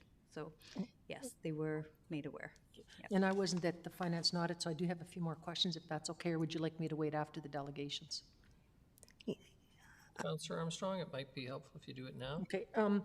So I've received well over 80 photographs in the last 3 days of stuff that's happened in the last 3 days there, and it's very, very concerning. We have one where a young girl with Tourette's was threatened by people from there. I believe there's a police investigation. A man with a weapon, I believe there's a police investigation. 5 new tents set up in the last 2 days. I spoke with Mr. Fuller, he has concerns as well. So I guess my concern is, have we looked at possibly putting security in there to keep the neighborhood safe? Because it's, I've been down there just to check it all out, and it's totally different than it was a week ago. Mr. Lindsay. Your Worship, the budget that was proposed, the $15,000, is simply for operations. There are no additional monies included in that budget for security. Obviously, a lot of that during the day falls to our bylaw officers, which I would note are stretched thinly across the entire community, dealing with very similar circumstances in many of our open public and parks and open spaces from one end of the community to the other. But yes, it is an ongoing challenge, but no, there is no budget for security. I'll be making that motion if this passes. I'll be voting against this, obviously. Thank you. Thank you, Councillor Armstrong. We have 4 delegations. They will have 5 minutes each, and the first is Amber Harris. And if you could introduce yourself, give us your address. You'll have 5 minutes, and at 4 minutes, I will let you know you've got a minute left. Thank you and good evening. To Mayor Krog and Council. It's Krog, actually, but don't. Krog, I'm sorry. And I'm opposed to the proposal motion extending of the warming center for another month at Caledonia Park. I speak to you tonight as you have a very important decision to make. I feel compelled to share with you my real-life experience living next to Caledonia Park. I have been a resident at 191 Wall Street for the last few years. I'm directly located above Caledonia Park and the warming center. My elderly parents live next door. These are just a few of the incidents I've personally encountered moving to Wall Street. Late July, an unhoused girl suffering from mental health issues and substance abuse rang our doorbell at 10:30 at night. She was chased off our property but came back several times and days, banging on her house, screaming, "This is my house." We called the police to let them know about this. One morning, about a week later, 5:30 in the morning, she came back with a very large man who was also suffering from substance abuse. My neighbor has a camera on the laneway and immediately called the police. The man broke through our gate between my parents' house and ours and was trying to break into my parents' kitchen window. My mother is 91 years old and was terrified. 3 police cars showed up, and after a huge fight and a taser, they arrested them. This has had a lasting effect on my parents, and they still are both very traumatized. Our windows in our truck that is parked on our driveway have been smashed and things taken. I have gone door to door in my surrounding neighborhood and was shocked and saddened to find that a great majority of residents experience similar situations, feel very unsafe, and things have escalated over the last few months. We have daily and nightly foot traffic of individuals pushing shopping carts, bikes, baby strollers, backpacks who do not reside in this area, and the disruption is constant. Last summer, I saw 4 unhoused people who were camping above the football field dump approximately 12 bags of garbage onto Caledonia Field. I called the police and one was arrested. A large city truck came to clean up the mess. A few days later, they repeated the garbage in the field again. I walk every day and experience garbage, wet clothes, human feces. The Millstone River directly above the warming center has tarps, clothes, and garbage in the river and in the banks.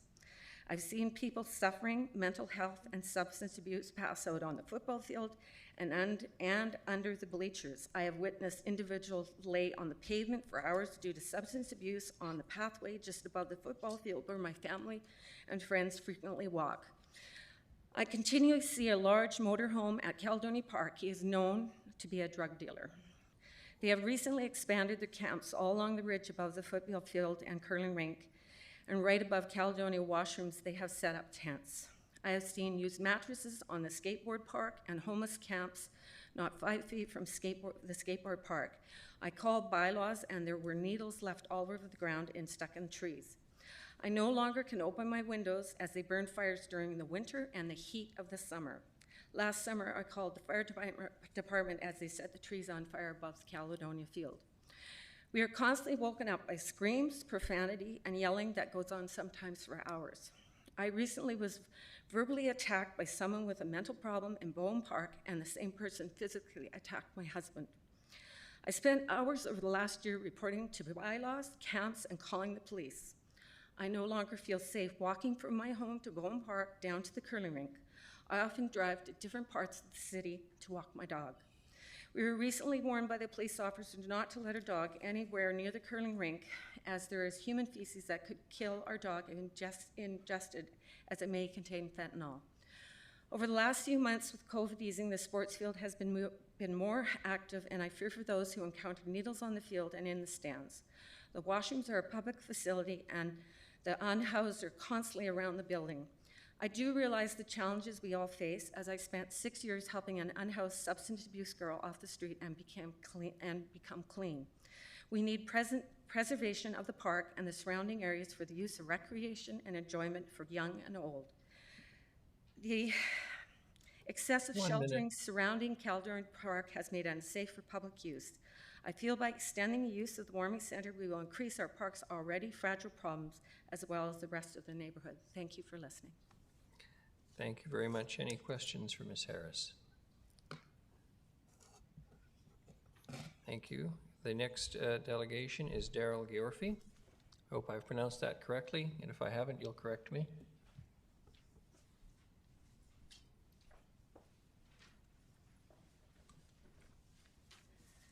Thank you, and yes, as close as it normally gets for my name.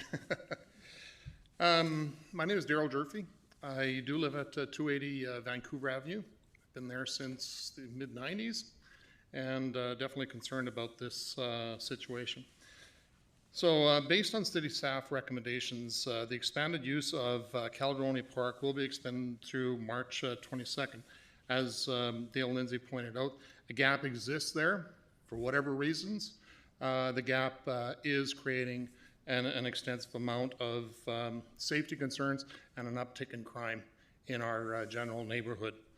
So what we're doing is we're asking council to consider that the funds not be provided at Caledonia Park and seek another venue for servicing this gap, that the funds are approved, ensure that strict procedures and guidelines are put in place on that site that address the safety of those neighborhoods, the safety of the persons using the park, garbage collection, sanitary standards, and for persons using the parks. And also ensure that there is a plan in place for those procedures and the guidelines to be monitored by the city and the police and report back to the community. And if consideration is given to provide funding past April 1st or consideration for the facility becoming permanent, all neighborhoods be advised before plans are initiated and invited to participate through their neighborhood associations on input into those particular plans. So providing funds alone without evaluating and anticipating the impact of the surrounding community does not address the safety concerns, nor ensure that service groups have the appropriate operating procedures and guidelines to manage the spillover effects that are affecting the communities. In preparing this presentation, I've been told of many alarming events. What I hear most is the level of violence, threats of violence, intimidation directed towards residents and park users. This includes throwing machetes, knives, and other weapons, yelling, verbally making threats of harm directly to my neighbors, including children in some cases, taking photos and videos of neighbors and following them to their residences and their homes. Thefts and shoplifting are rampant in the very few places left that we could do shopping. It's not safe to go to those places. Our neighbors don't feel that. These threats and intimidation continue outside of Caledonia Park and extend basically from downtown to the businesses along Terminal Avenue and the inn and tracks to Terminal Park Mall and the Chinese Memorial Garden are all feeling the effects of this particular situation. Further complicating this is some bylaw officers, police officers, city workers, and organizers managing the facilities are knowing this is taking place and not doing anything about it. I've been told numerous occasions where bylaw officers and police officers, support workers, have told people not to use the park. At some point, violent and prolific offenders must be arrested and held accountable for their offenses. Otherwise, there is no deterrent. That's not really happening. We've been told there's no appetite for this type of action for whatever the reason is. There does need to be a deterrent. Otherwise, the people getting away with those offenses will see that as normal and their right to continue doing it. And we believe that's going on at that site. So we feel very strongly that these assessments and assumptions made while planning these type of things, while planning our policing, park use, and support for those vulnerable of homelessness leaves a massive void in public safety. It's not being considered, and we're not measuring how safe we are in our. We hear the threats, we live with the intimidation, we lock up everything, we drive out of town to use parks, we hear sirens every day, we watch police action. This is more than a perception of public safety, it's a feeling everybody has. Residents do not feel safe in most areas of their neighborhoods, so I'm asking council to give serious consideration to our neighbors. Thank you. Thank you very much. Appreciate the presentation. Any questions? Not seeing any. Thank you so much. I appreciate it. Thank you. The next delegation is Fred McDonald. Mr. McDonald, you're on the screen. I think you know the drill. 5 minutes. At 1 minute, I'll tell you you've got a minute left. If you could introduce yourself and give us your address, please. Thank you, Mr. Mayor. My name is Fred McDonald. I live at 137 Stewart Avenue, and my family and I have been there now for 18 years. So, Mr. Mayor and Council, I'm speaking to you tonight in my capacity as Vice President of the Newcastle Community Association.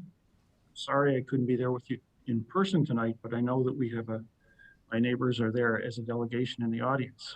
Amber had talked very personally about her experience of living close to the park. Daryl just outlined the security and safety concerns of the area. And I would like to just take a couple of moments to address the environmental impact of the motion before you this evening that is designed to increase traffic at this location. The parks and the green spaces surrounding Caledonia Park are becoming a dump site and an open sewer. Park space is now unsafe from a security point of view and unusable as recreation space because the environment has become so degraded. This morning, I sent members of council a few photos documenting the current state of the area. In fact, some of the members of our community association have as many as 1,200 photographs of this area. We have campsites all over the place, garbage, needles, human waste, and fires that burn every night. Now the Millstone, as you all know, is a beautiful salmon-bearing stream that runs through our city. How many cities this size in Canada have a salmon-bearing stream that runs through them? But this stream cannot be safely accessed in many locations because the riparian areas that surround it are filled with garbage and debris. Who's taking care of this area? Well, our bylaws department do their best, but the camps and the waste they remove is quickly replaced. The Van Isle Clean Team is very active in the area. The Van Isle Clean Team is headed up by Jeff Callahan and Les Gerard. Now, Jeff tells us, and Jeff lives in the area, Jeff tells us that in the past 4 years, he and his team have removed 15 tons of waste from the areas that border on Caledonia and Barsby Parks. That represents 800 hours of volunteer labor. They picked up some 5,000 needles, pallets, construction waste, and many weapons, including 3 machetes. Now, they also report that the unhoused population sheltering in the area are becoming more aggressive and brazen and violent. And Jeff also tells us that he sees a lot fewer seniors using the area. They just do not feel safe. Now, all of us are responsible for the life cycle of the waste that we produce. How are the environmental impacts of this increased service in this area being considered, or are they being considered? I don't think so.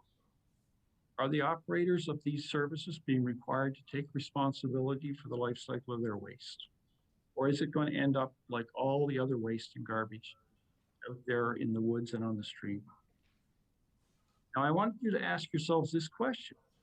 What is the point of putting in bike lanes and banning plastic bags if right here outside our city, parks and green spaces are being systematically destroyed from a void of policy to protect them? We build the parks for use by everyone. And tonight, you are voting to add more pressure on a park that cannot be used for anyone. Thank you very much for your time.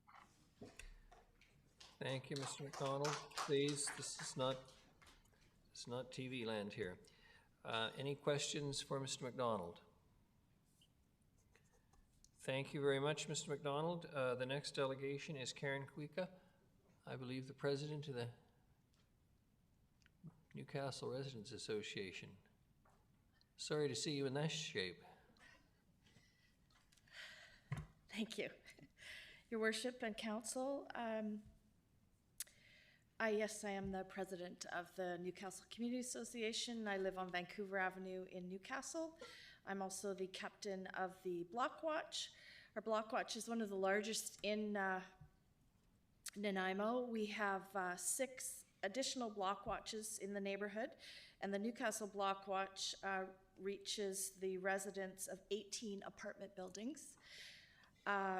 And several hundred residents. We also admin the Newcastle Community Association Facebook page. You have an expenditure request before you tonight, which relates to a need, a long-established need, a necessary need. However, you've also heard tonight from my fellow presenters that it's not the only need in the equation. In Newcastle, we experienced firsthand the impacts of decisions that have been made in reaction to these needs.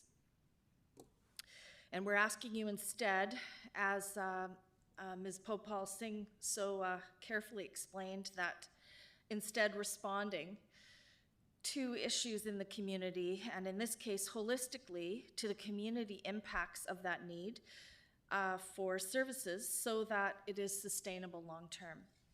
Having a holistic understanding of these impacts is critical, and considering the community impact or the input. In preparing to speak to you tonight, I went through an overwhelming amount of information. You heard about 1,200 photographs, countless emails, many phone calls. Ultimately, nobody likes to make a decision that's wrong. Sometimes it's hard to know what the right decision is, and especially when you don't have all the information you need to make that decision. It's surprising to me that I heard tonight some council members were unaware of the growing community impacts, and it's best not to make decisions in a void. So hopefully we can move towards a holistic approach to create outcomes where the citizens can weigh in. May I have the map put on the screen, please? I brought with me tonight a map of the Newcastle area, and you'll see a number of red dots that indicate, can you shrink it? Anyways, they indicate surrounding services and programs and areas in the neighborhood. There we are, the Caledonia Shower Program, the Caledonia Warming Center, the Unitarian Shelter, allowable sheltering in Barsby Park, allowable sheltering in Bowen Park, sheltering in the St. George Ravine, sheltering along the Millstone Embankment, the Canco gas station, which is open 24 hours and has laundry, allowable sheltering in the Chinese Memorial Garden, as well as supportive housing along Terminal Avenue. These areas and programs form a circle around the community of Newcastle, and it concentrates social disorder and safety concerns all around us. You've heard some stories, and I have as well. So far in 2022, regarding safety, that is, I've seen 4 active canine units working in our neighborhood. One of them was right on my front lawn. Intimidation and violence from those who are that are unsheltered and are beginning to feel territorial and entitled over their perceived turf. Hearing of the infiltration of volatile street culture that's becoming more predominant despite it representing a non-dominant segment of the community. A story of a parent assisting a couple with their special needs daughter on the Caledonia field as they were being threatened, intimidated, and followed while just trying to give their daughter a safe place to roam. There's a growing void of public safety. And is there a plan moving forward to address this escalation? You heard from Fred about the impacts on the environment. That's an alarming amount of garbage. It's encouraging to hear that the city is growing in its receptiveness to a culture of collaboration on common objectives. And we'd like you to take into consideration the mitigating community impacts like security guards that have cuffing licenses, increased community policing patrols, increased police presence and foot patrols, cooperation from the service providers, and ensuring that they are good neighbors as well as their clients. Continued support from bylaws, recycling and waste programs for service providers. If you could wrap up, please, you're a little past the 5, thank you. Thank you. There's a number of other things we'd like to suggest, but we'd like you to know, please don't turn your backs on our requests for this support. Thank you. Thank you very much. Councillor Martin, you have a question? No question. No, thank That's you. just a speaking. Councillor Gesselbrock. Thank you. Question for just to speak. You don't have a question? No. Yeah, if there's no questions for the delegation, Your Worship, she could have a seat. Sorry? If there's no questions for the delegation, she can have a seat. So I would just see if there is first. Councillor Hemmons has a question. Thank you, Your Worship, and thank you, Ms. Quicka. I know you understand the complexity of the challenges we face. We're looking at extending a program that we've identified as needed in the community for 1 more month. If we deny this, what impact would you, sorry, I'm trying to get my thinking clear for you, because I really want your opinion on this. Yourself and a number of your neighbors spoke very eloquently and very persuasively to the many challenges we're facing and that are really kind of situated particularly in your neighborhood. But they're situated in a broader context, not necessarily associated with the particular decision we have before us tonight, which is a $15,000 allotment to keep a warming center open for 1 more month. So, what's my question for you? If we deny this tonight, do you see that this would improve your neighborhood? It would help to have some clarification around the operational hours of this and the difference between 20 days of a warming center and a daily drop-in center. The language was clear that it's a daily drop-in center, and that is very different than 20 days of a warming center. No, there's not a person in the community that objects to a warming center. Nobody wants to see anybody suffering unnecessarily. But a daily drop-in center is entirely different, and the unhoused community is responding to the drop-in center by congregating in the area. And it's pretty clear that there's a pattern when there is a daily drop-in center, there is an accumulation of people that want to come and go and use these services on an ongoing basis throughout the day. We saw that when there was a lease in the fire hall building. We saw that when there was a lease in the former ohmTown Yoga building, and the spillover effect of sheltering in the areas nearby, and then the social disorder problems that it created. So I may not be addressing your question, and I apologize for that. It's just that we're talking about two different things. Yeah, and I very much appreciate that, and I share your questions around the actual hours of the service, because to my knowledge, we don't have that information. So that was my one question for you, and thank you for answering it. Well, if I may, I have an email. Sorry.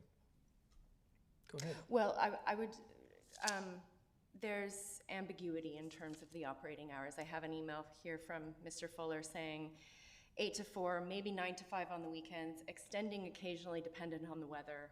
So I think clarity around this will be a key component of our decision. Thank you. May I ask a question? We'll allow it as a comment. The 710 Club previously operated under those hours when it was across from the RCMP at the Prudhoe address? I'm not sure. Ms. Bhopal Singh or Mr. Lindsay, I suspect you can help us there. Right. So when the 710 ran a temporary emergency warming shelter for us, they would run from anywhere between usually 8 till 4 on the days when the weather met a certain criteria for them to operate. So that's at 285 Prudhoe when they did that for us the previous winters. Does that assist Councillor Hammonds? Okay. Councillor Gesselbrock, a question for the delegation? Oh, no. No? Folks, we're in question time. If you go on the list, I'm going to expect you to ask a question. If you're not asking questions, you may sit down, and thank you for taking Thank you, everyone. Tonight. Councillor Gesselbrock. Did you want to go? Councillor Martman. Thank you. This is, well, I'm thinking of the people that are without homes, that for whatever reasons are in very desperate straits. The reason this came about was because of a warming center, because the temperatures were below zero, and because I don't think any of us want to have it on our conscience that somebody dies freezing on our streets. I agree there's a difference between a warming center and a drop-in center, daytime drop-in. My understanding was it was originally planned for around 10 o'clock to 3 o'clock in the afternoon, trying to identify gaps. A couple of years ago, we did try to implement an actual daytime program where laundry would be available, where there would be social workers and volunteers, and maybe to help somebody be successful in transitioning off the streets. But right now, we've got a Band-Aid solution for where there could still be cold, freezing weather below zero. And we as people in our city, I know the garbage, I know the needles. I live in Harewood.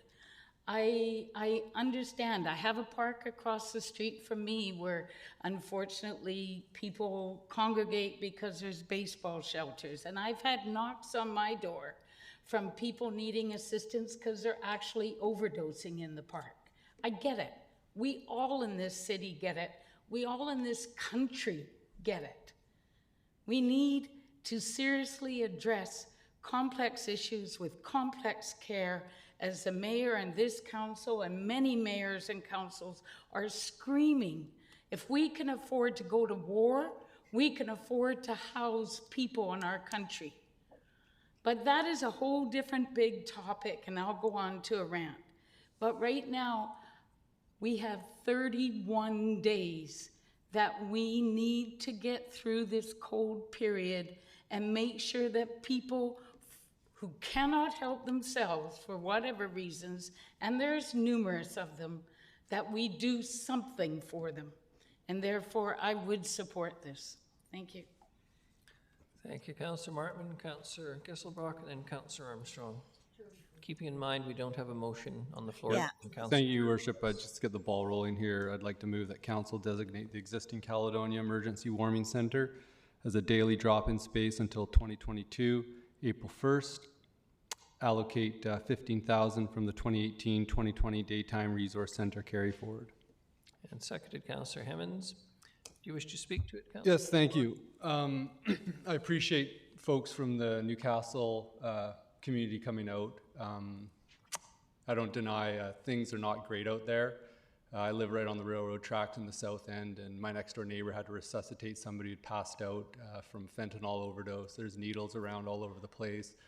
You go downtown, there's people screaming and in the rain soaking, losing their minds. People that are coming down to visit feel threatened. It's happening all over the place. And it's, you know, from what I'm hearing in the Newcastle area, it's also very intense and is extremely worrisome. And I think that without much more formidable provincial intervention, we're just going to watch things getting worse. And we as a council are stuck in a really difficult position because we do see the increased garbage and waste places. We see people that are struggling over the place. We see increased security concerns. We've upped our police budget. We've upped bylaw presence. We've upped community cleaning. We're spending a lot of money trying to mitigate the issues from this homelessness and addictions crisis. We're also in a situation where we're all human. When you see somebody out on the street, freezing cold and wet, in one of the, you know, it was very cold and wet outside, and there's nowhere to go and there's gaps, you try to figure out what you're going to do to help them, because I know for sure a desperate person is a heck of a lot more dangerous than somebody that has their basic needs met. You try to locate a warming center somewhere in this plane, everybody's freaking out because it's a mess out there. And right now, the only viable place that we can have cover the hours that there isn't any type of association really is in Caledonia Park in that spot, in the timelines that we have. And this is for a month. Month goes by in a blink of an eye. And so I don't really buy the distress of adding this 1 month on to the pains that we've been experiencing, that this is going to be the straw that broke the camel's back. I hear loud and clear that we got a big problem.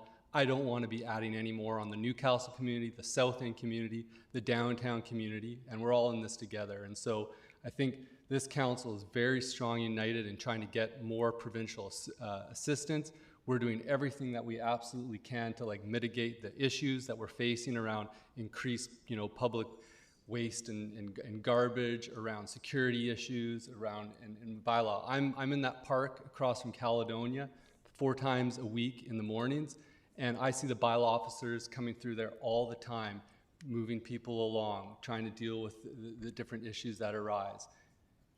I don't, down in that area is the same and very similar to the railroad tracks in the south end and many other locations. And so I think that we can stomach 1 month to provide much needed services to get through this. And I appreciate folks coming out and voicing their concerns and yeah, it's bad out there. And so I'm supportive of having this warming center for a month while we try to figure out a little bit more of a sustainable strategy going forward. And I honestly don't think, I've been working here for three years, there's no good solution. No matter what we do as a council, people are going to be pissed off and worried because it's a mess out there. And we really, really need as a community to step up what we're asking for from the province and really, really make those strong, clear demands that we need more resources. We need a lot more resources if we're going to get out of this, because it's just going to get worse from here. So thank you, and I'm going to be supportive of this warming center. Thank you. Thank you, Councillor Gisselbrock. Councillor Armstrong, then Councillor... Councillor Turley can speak first. He hasn't spoken. All right. Councillor Turley, please. Thank you, Your Worship. I won't be supporting the motion. I think what we need at this point in time is we need to send a strong message to the province for their inaction, particularly over this last budget process. And by supporting this motion, again, it's only for a month. as Councilor Gasselbrack said, but on the other hand, it's only a month that people have to be out in March weather. It's not December weather.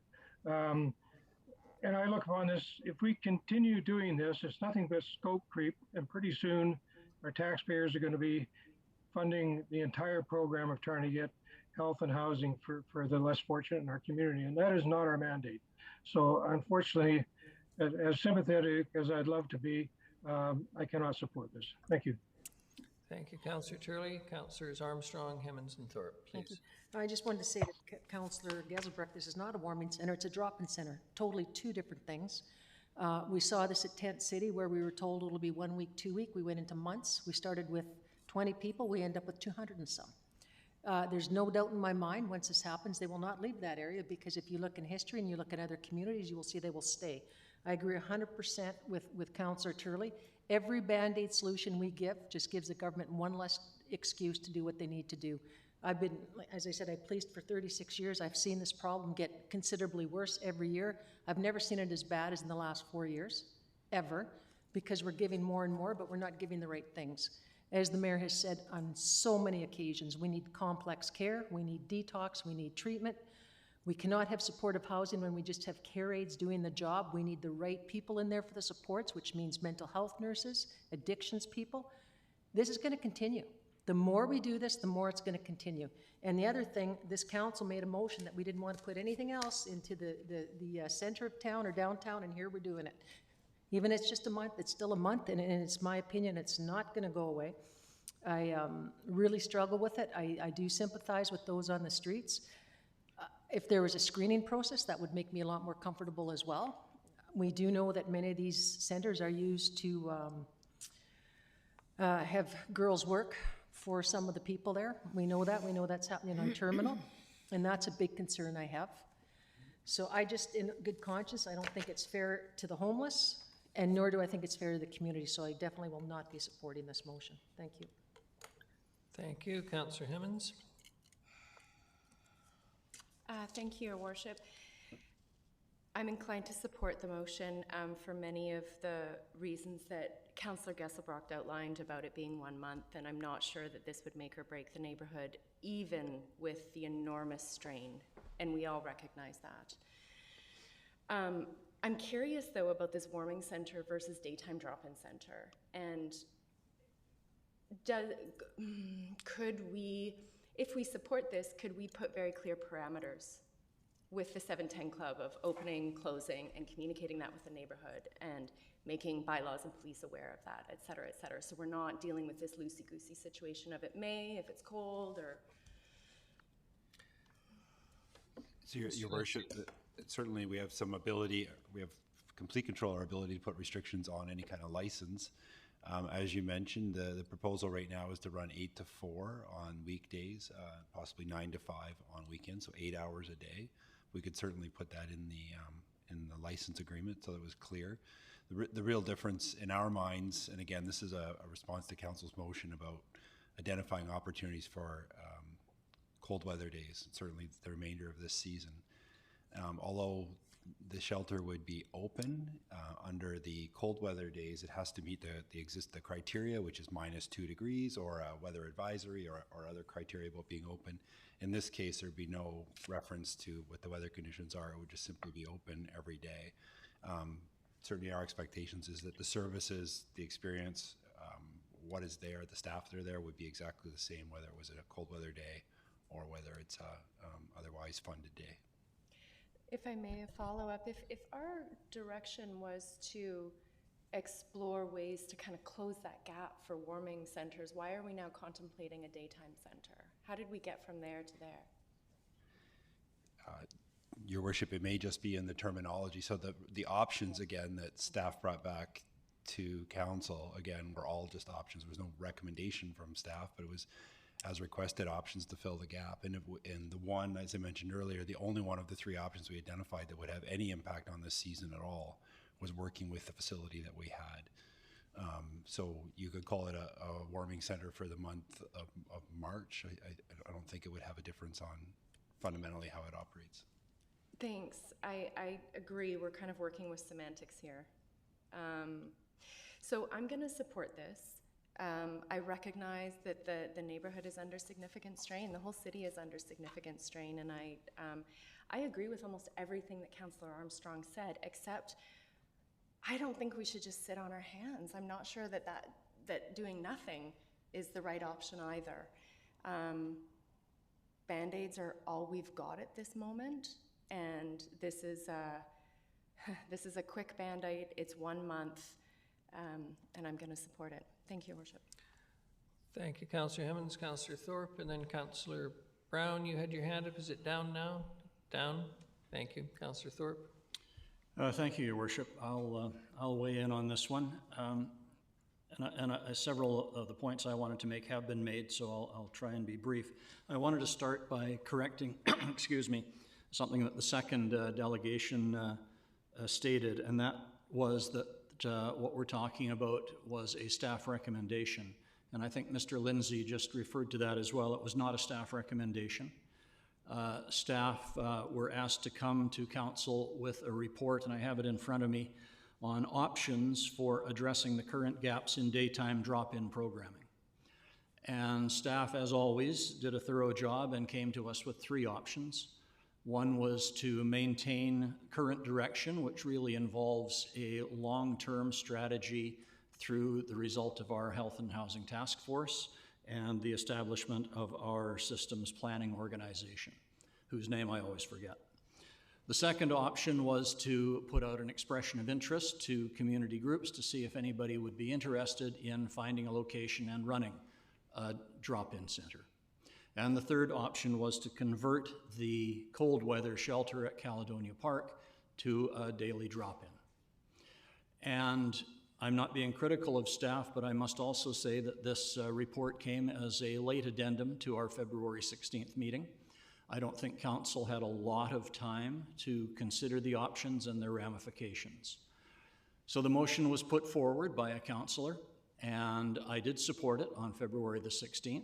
I've given it a lot of thought since, and I will state that I will not be supporting it tonight for some of the reasons that have been given. I do agree with Councillors Martman and Gesselbrock that this speaks to a much bigger, wider problem in our society that we as City Council in Nanaimo do not have the means, resources, or mandate to deal with. And that's an ongoing frustration. But what we have in front of us is something much more specific. And we are talking about a location which was used as an emergency warming center. I could support that. I did support that. It's used as a shower program. I could support that. I have supported that. But those are very different to me from, let me put it this way, an emergency warming center is for cold weather emergencies. We don't want people dying on the street. But that to me is very different than a non-emergent drop-in center. And that's what we're talking about now. So yes, it's only proposed for 1 month, but I have real concerns about the effects on the neighborhood. I have concerns about the integrity of the park, which I hold dear. And I have concerns about an exit strategy. We can say it's only for 1 month, but if we encourage this location as a drop-in center and that becomes established, how do we back away from that? And the last thing I want to see is the potential for another tent city in our city, and it seems to me that that's what we're almost inviting. So I don't see this as an emergency need for a drop-in center. I prefer a longer-term strategy to deal with this, and hopefully we can come up with something that will work within the next year. But we're not talking about an emergency right now. So for those reasons, I think I've covered it, Your Worship. I will not be supporting this. Thank you. Thank you, Councillor Thorpe. Everyone knows, if they've paid any attention to council, anything that's been said here or that I've said publicly and many other councillors have said publicly for the last several years, is well aware of the understanding of this situation. And I'm not going to rant on any longer than I should, and forgive me if I do. This is the single greatest source of concern expressed to the City Council of any topic that we have encountered in the 3.5 years we've been members of council, without question. And I have listened tonight to 4 people who I think I can safely say, based on previous experience with them, are good people who care about this community. They are not people who would talk about running the poor out of town on rails or vigilante behavior or anything of that nature, but they are expressing the ongoing frustration and anger and fear and sadness and, to some extent, disgust aimed at the situation and or the governments who can't seem or don't seem able to really take this as seriously as I think all of the people in this room who've come out tonight to speak to it do, or as do members of council, or the healthcare community, or the police, or the paramedics, or the firefighters, all of those who deal with this day in, day out. Any person with an ounce of compassion feels and must feel incredible sympathy for someone who is literally, as I've said many times, living in hell on our streets and making it hell for just about everybody else around them. We are not debating this as the grand issue tonight, however. This council has, as I stated earlier, been, I think, extremely vocal and taken steps to try and deal with this as best we can within our jurisdiction, resources, and the level of legal responsibility we have, all of which are minuscule compared to the provincial government and to a lesser extent the federal government. We heard tonight about the criminal side of this. We know what this means. There are people, in my view, who should either be in secure facilities getting care or they should be in jail. But in the meantime, many of them are just out there. They're suffering and the community is suffering, but we are not going to settle those issues here tonight. The issue is whether or not we're going to have an existing warming center continue as a daily drop-in center. Councillor Hemmons, I see, has put herself on the list. If there is no motion to amend the current motion to make it somewhat more specific and give better direction to staff, I will support the existing motion. It is for a month. If inclement weather comes again, we will not be able to pull together a council meeting in enough time to react appropriately. I'm not prepared to see citizens in the streets freezing in temperatures which are much more unpredictable than they were before climate change became so apparent. I just, in good conscience, cannot do that. I understand the frustrations of this neighborhood and the surrounding people, but in weighing this against the suffering, and yes, some of these folks, you know what, I wouldn't want them living in my house, I'll be quite blunt about it, and I don't have the patience to provide the kind of care and love and supports they need. But at the same time, I guess I'm just not prepared to turn down an opportunity for them to have some warmth during the day in tough and miserable times. So unless there's an amendment that'll make this motion more palatable for all of council, I will support the motion as it's worded. Councillor Hemmons. Thank you, Your Worship. I'd like to propose an amendment. So in the recommended motion that is on the floor, I note that the language is a daily drop-in space, but I do want to counter that because the report and the conversation that got us to here today was not about a daytime drop-in space, which the Health and Housing Task Force went through several times. We're not prepared, we don't have the resources, we don't have the service provider capacity to do that. So what we're talking about is extending the warming center. We're no longer going to make it an emergency warming center, so it has to be below two to open, but it's a general warming center. So my proposed amendment is we move that council designate the existing Caledonia Emergency Warming Center as a general warming space for the month of March 2022 and allocate $15,000 from the resource. And the second specific amendment, and Ms. Gurry, you're going to have to help me here, is I'd like to make those hours clear for the community. So if we're talking 8 to 4 Monday to Friday and 9 to 5 on weekends, let's put that in whatever agreement we have with the operator so the neighborhood can be very clear about the expectations. Thanks, I know that was very confusing. Is there a seconder? Councillor Bonner. Councillor Hemmons, do you want to speak to it? No. Councillor Armstrong. Just need some clarification, because really, it's still a drop-in center, whether you call it, because unless a warming center's definition is -2.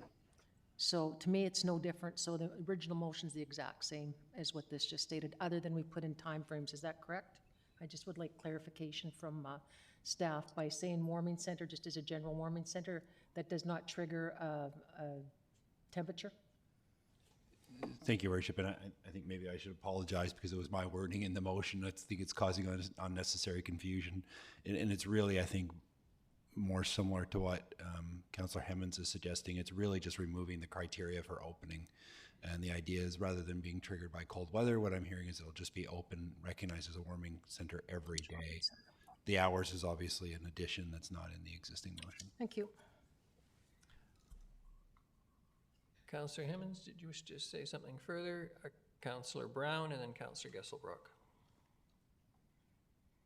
Thanks, Your Worship. I have no problem with the initial part of the amendment if it's just changing in wording, and thanks to Mr. Lindsay for touching upon that, because it does seem to be some confusion.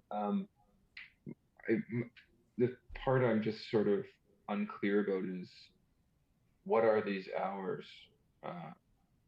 and what are we restricting them to? And if I could get the motion reread, that would be appreciated. Or the amendment, sorry. Ms. Gurry, can you give us the motion, please? I can try, Your Worship, and if not, I might need Councillor Hemmons That's to all help any me of out. us are trying to do, that I just try.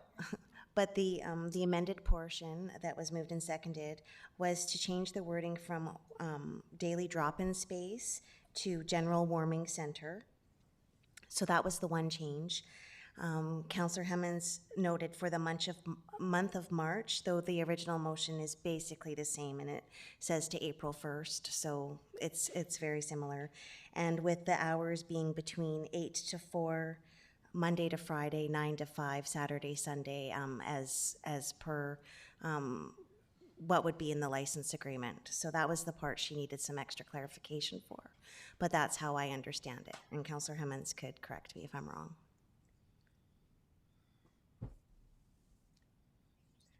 So the major change, Councillor Brown, was just from a daily drop-in space to a general warming center, adding the hours of operation and for the month of March specified.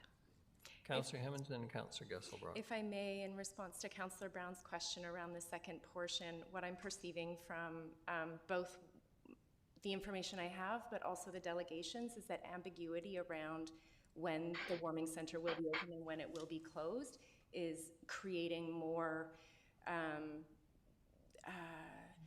anxiety, thank you, in the community. And if this is to go forward, I want to reduce that anxiety for the neighborhood as much as possible. And I realize that getting clear on the hours is not going to reduce it by much, but if that's a piece that is important to get clarity on, then that's something we can offer.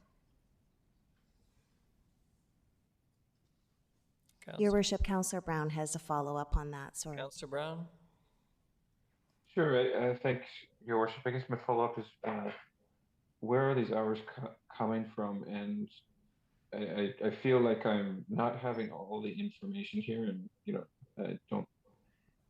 I just don't have all the information here, and I feel like maybe other councillors have this information and I don't. Councillor Hemmons. If I may, Your Worship, the only information I have on hours right now is in an email from the 710 Club, and it's ambiguous.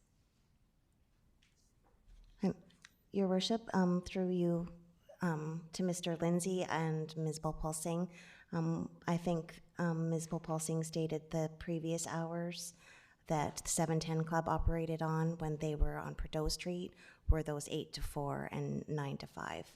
I think that's where those hours came from during your debate this evening. Actually, Ms. Vogel Singh. yes, Okay, through no, the chair to council. The hours, you're right, you did receive an email from Mr. Fuller this morning. However, council can help establish and set the hours, should you wish to. And one consideration for the hours typically for a warming center in the past is looking at when overnight shelters close, other options such as food services that are provided with sit-down meals, for example, at the New Hope Center, and those considerations where people, where there are gaps. And so that's been a consideration in the past for setting the hours with the temporary emergency warming centers when they've been open. So Mr. Full has provided some options for 8 to 4 Monday to Friday and then 9 to 5 on weekends. However, it's council's discretion to have us propose something different to him or work with what he's proposed. Councillor Guess. Thank you. Thank you for the clarity, Your Worship, and staff and Councillor Evans. And I just did search the email now. Sorry, I didn't see it in advance. Councillor Gesselbrock and then Councillor Bonner. Thank you, Your Worship. I'm supportive of the amendments. The intention of this is, yeah, March, it's cold out, it's wet. There's gaps where there's a warm place that you can go dry out your clothes after you spent a night sleeping outside, or you get wet and uncomfortable, and instead of having to go to a shopping mall washroom and do it in the bathroom and be shooed out by bile officers or whatever, you got somewhere you can go where you can, get a little bit of support and dry out and, make it through March. And so if that's what the intention of these amendments are, I'm supportive of that. Thank you. Councillor Bonner. Thank you, Worship. Again, a very complicated problem and very passionate people, both that we heard today and on council here. And it breaks my heart, literally. And we are in this position because the province didn't do their job for the last 20 years, and they're not doing it now. And until such time as we as Nanaimo get the services and support that this province is giving to other cities, we will still have this problem. With that said, with over 800 people in our community who are living on the streets, and we only have 15% shelter available for them, they are going to be camping and staying everywhere they can find. And that's not going away. If we don't vote for this thing, it's not changing. All we're doing is providing some respite during the day for some individuals to come and warm up. And I came down on the bus today and I walked through the rain to get here. And I've got a nice warm coat and umbrella, and I was cold. And I'm going to do the same thing on the way home. And I'll probably be cold by the time I get home. And I can't imagine, it's like 11 degrees out right now. I can't imagine what it's like to be when it's getting close to cold, close to 0, or even 5 degrees for people who don't have dry clothes. So the very least we can do. And the other thing is if we can have them in this warming center, we have the opportunity to make the connections. So when a person is ready to make the change that says, I need help, help me, they need to find a place where they can say that, and that's what exists in these places. Giving them the opportunity to say, okay, I've had enough, I need some help. If they're in the park, no one hears them. That's why we have these warming centers, is to make these connections. So I feel for the neighborhood, but it's the same everywhere in this town, and it's just getting worse. So not providing services is not going to fix it. It's not going to drive them away like some people think it will. It's just going to make things worse. So the very least we can do is help some people out for the period of month of March when they don't have a place to go home to, because I'm going to go home and I'm going to warm up. They're not. So I think that's the least we can do. Thank you. Thank you, Councillor Bonner. Councillor Thorpe on the amendment, the last speaker. Yes, thanks, Your Worship, and I will speak briefly to the amendment because I don't want to prolong this, but I don't see the amendment as changing anything. A rose by any other name would smell as sweet or unsweet, in my opinion, in this case. And again, I'll quote from the staff report from Feb 16. As an emergency shelter, the facility is only open, and we're talking Caledonia Park, on those days deemed a cold weather day. I support that.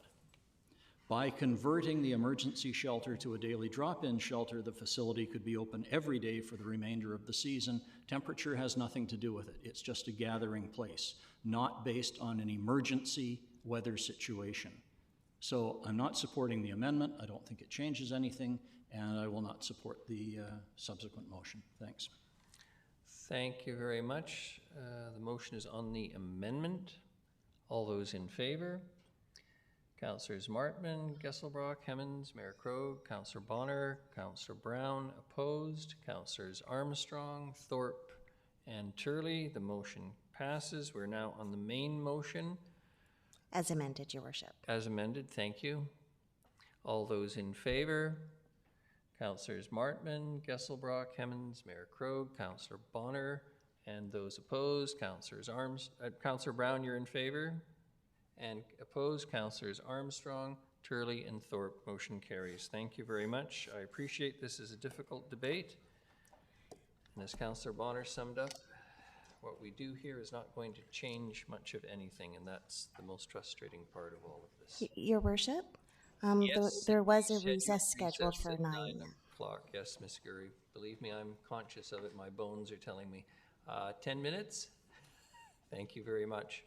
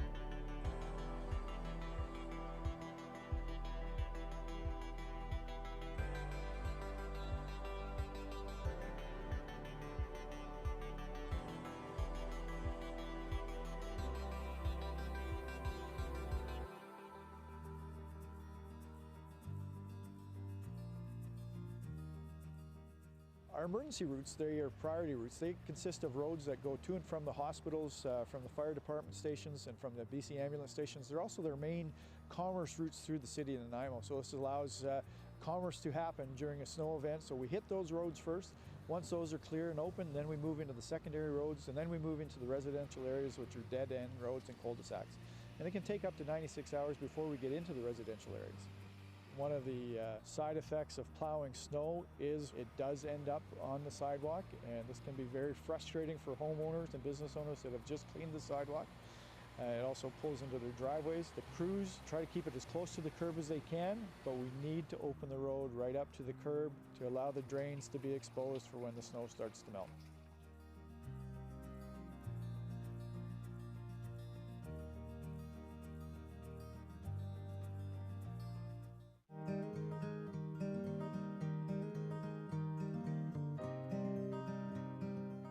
So this is one of our larger winter maintenance vehicles. They're very versatile in that they can be equipped with a lot of our different pieces of equipment. Right now this one has a front plow, a belly plow, as well as a salter or spreader box. We also have a brine unit that fits into this vehicle. This is the belly plow, and it's really good at removing hard-packed snow and ice. And then back up here to the front, we have what everyone is more familiar with. This front plow can push a lot of snow, so make sure that you slow down and keep your distance from the vehicles to ensure safety.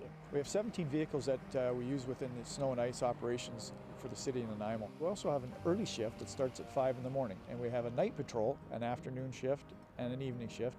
They are eyes on the road, keeping us appraised of the conditions so that when the snow starts falling or ice starts forming on the roads, they can start salting and also call for other resources and mobilize the crews out.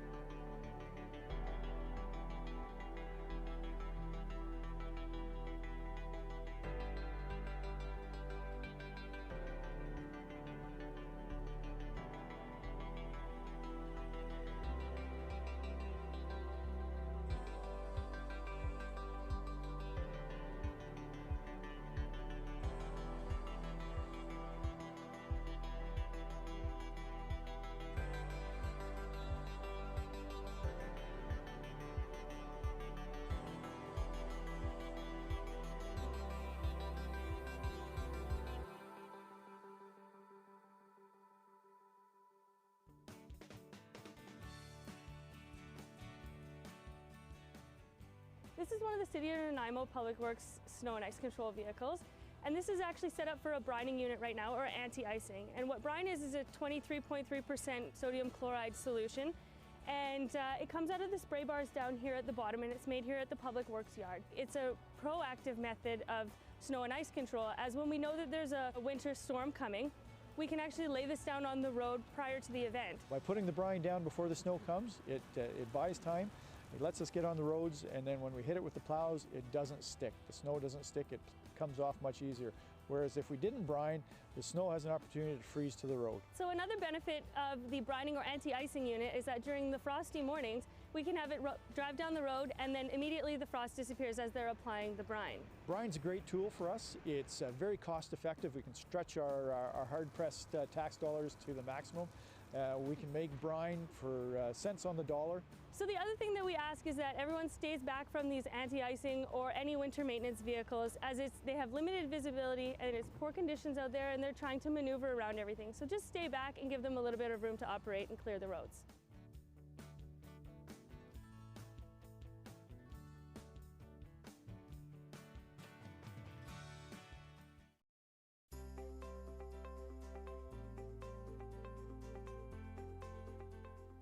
So here we are in the Public Works yard, City of Nanaimo, and what you look around, you can see our various tools that we use for snow and ice fighting. We have tandem trucks, 4x4 trucks, we have backhoes. All our trucks are capable of having front plows on them, and the larger trucks we have belly plows on them as well, and they all have a salter sander that can be mounted on the back. This is another tool in our winter maintenance fleet. It's a salting machine. And what happens is that the salt gets loaded into this hopper, and on this conveyor where it gets hit with these two saddle tanks, which are full of brine. Then it comes out here on the spreader. And why we add the brine is that it reduces the amount of spray from the salt, so it doesn't bounce nearly as far, saving about 20 to 30% of our salt. As well, by using the anti-icing liquid on the salt, the activation starts right as it hits the road. The purpose of the salt is to keep the roads bare, keep the ice from forming on the road. Again, safety for everyone, including ourselves and the public. That's why we put the salt down.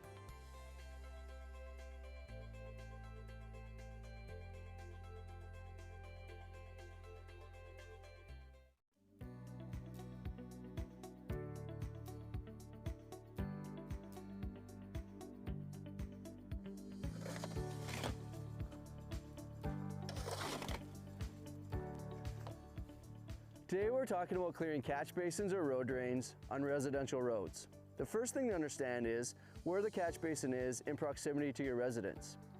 When clearing a catch basin or road drain, we want to make sure that you make yourself visible and aware of oncoming traffic. When clearing snow or debris from a catch basin, we ask that you put it in an area where it will not plug the catch basin again, not placing it on an already shoveled driveway or sidewalk. Sandbags are available at 2020 Labio Road 24/7. Just remember to make sure you bring a shovel. The City of Nanaimo and Public Works appreciate your help in keeping your catch basins clear. Thank you.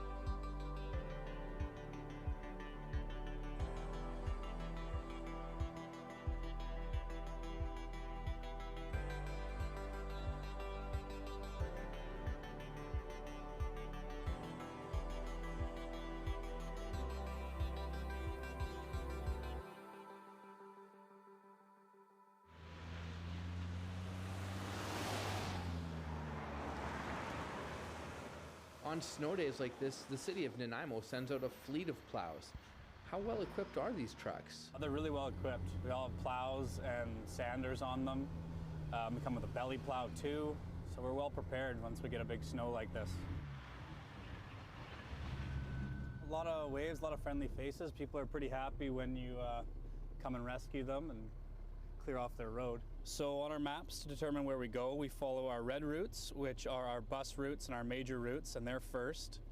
Then our secondary routes are in purple, followed lastly by our side streets, which are in yellow. We try not to cover a nicely shoveled driveway, but sometimes we don't really have an option, and it's unfortunate. We're not trying to do it on purpose. In some cases, the plows can't scrape heavily packed or iced snow right down to the surface of the pavement. So how does it clear away? We're taking off as much as we can, and then we're putting lots of salt down to melt the rest. So sometimes it just takes a little bit longer, but it's usually pretty effective. Salting is really important because if we get it down like this, then roads won't freeze, and way safer for the drivers out there. And in terms of safety and getting the job done, are there some challenges to plowing in Nanaimo? Yeah, Nanaimo's got a lot of hills, a lot of narrow streets, cars parked on it. It can be pretty tough sometimes. How can drivers parking on the side of the road in Nanaimo help? Just make sure they're parked legally and as close to the curb as possible so we can widen the streets as much as we can.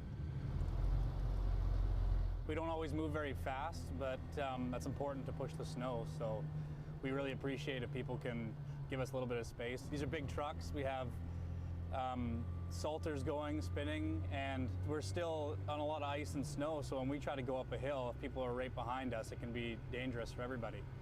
So we appreciate if everybody can give us some space behind us, and we'll give lots of space in front.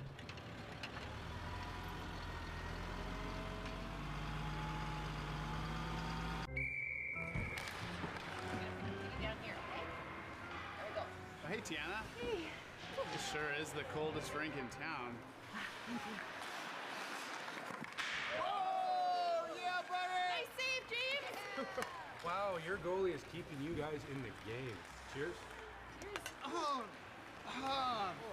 man, that's hot. Sorry, that's the way I like it. Oh. Go, go, go, go, go, go!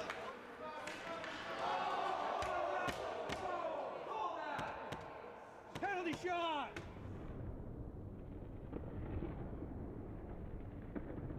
Scalds from hot drinks are a leading cause of hospitalization for children under 5. 2 minutes, down to the front, unsportsmanlike conduct. Hot tea and coffee will cause serious burns to a child in less than a second. Got it, kid? Use the lid.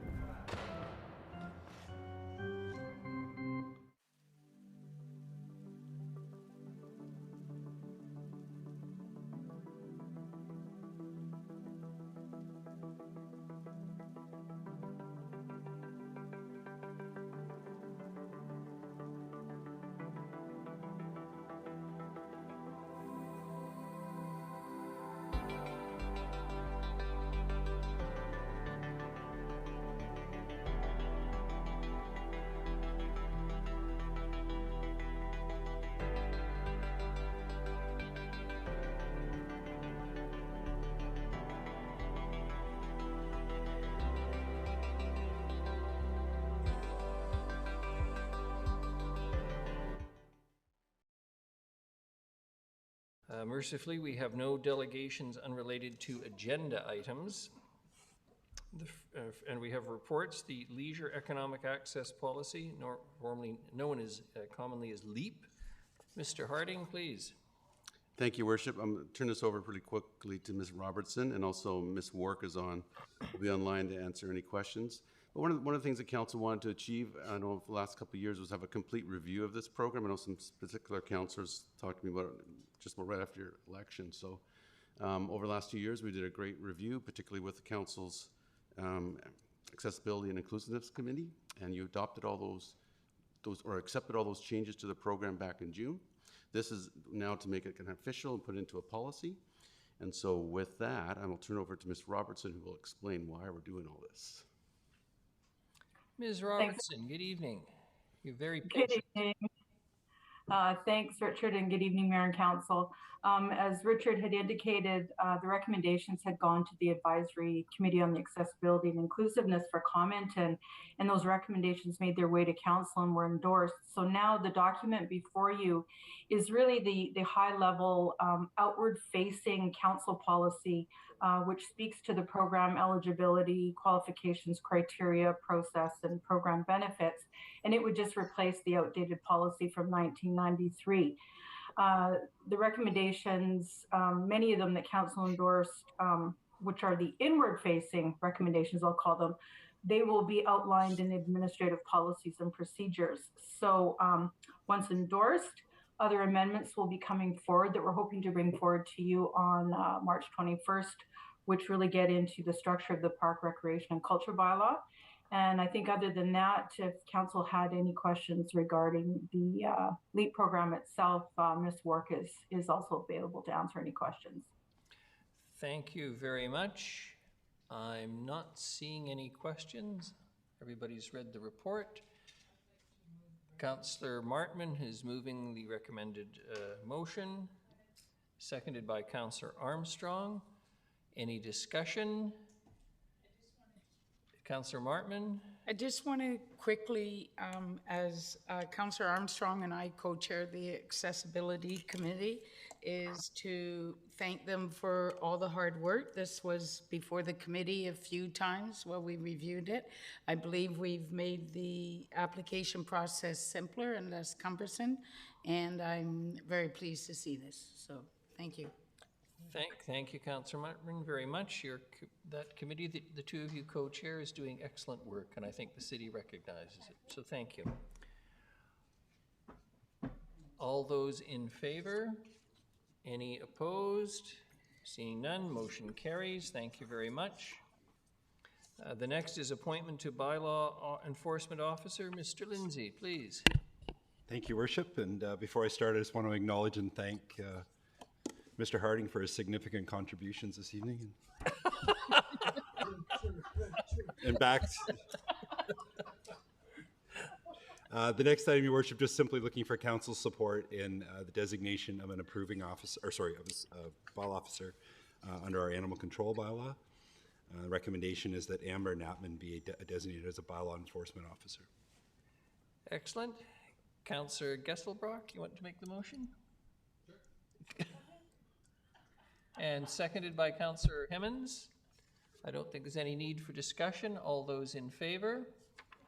Any opposed? Thank you very much, and congratulations to Ms. Knapman. The next is Housing Agreement Application Number HA 8-6030 Linley Valley Drive. Again, Mr. Lindsay. Thank you, Worship. I'm going to turn over the remaining items under this section to Mr. Holm to introduce. Mr. Holm, thank you. Great. Thank you, Your Worship and Council. This is an application for a development that Council will be familiar with. It was subject of a development permit approved July 2021, and it's for property addressed at 6030 Linley Valley Drive for 152 dwelling units in 3 buildings, 2 5-story buildings and 1 4-story building. I don't have any of that, the information pertaining to the development on the overhead, but the purpose of the report and the recommendation in front of you is to secure a housing agreement related to that development that would secure, as part of the density bonusing provisions of the zoning bylaw that the development took advantage of, would secure rental housing on the property, 50% of the residential units as rental housing, for a period of at least 10 years. So the housing agreement bylaw would secure rental housing for 50% of the units for 10 years towards achieving the density bonusing provisions of the zoning bylaw for that development. Thank you. Thank you very much. Councillor Armstrong, a question for Mr. Yeah, question please. So once this happens, who's responsible to look after the rentals? Is it up to the owner or the city to hire the rental people? Thank you, through Your Worship, to Councillor Armstrong. So the the owner will manage the building, the rental. This just what this does is secures that that those units will be available for rental. They won't be sold independently. So they'll be part of the rental pool for that period. Thank you. You're welcome. Thank you very much. I note we do have delegations, but available for questions, no presentation. Mr. Pisani, unless you really want to have a chance to speak to council tonight, we've kept you up late enough. Good evening, everyone. I appreciate being here and hearing what Nanaimo is dealing with on some of the previous items. As a non-Nanaimoite, I truly appreciate what you guys do there to make people's lives better who are less fortunate. But otherwise, I have not too much to add based on this housing agreement. First, second, and third reading to pass. Thank you very much. Councillor Bonner, do you have a question for the delegation? Sorry? Not for the delegation. All right. Councillor Gesselbrock?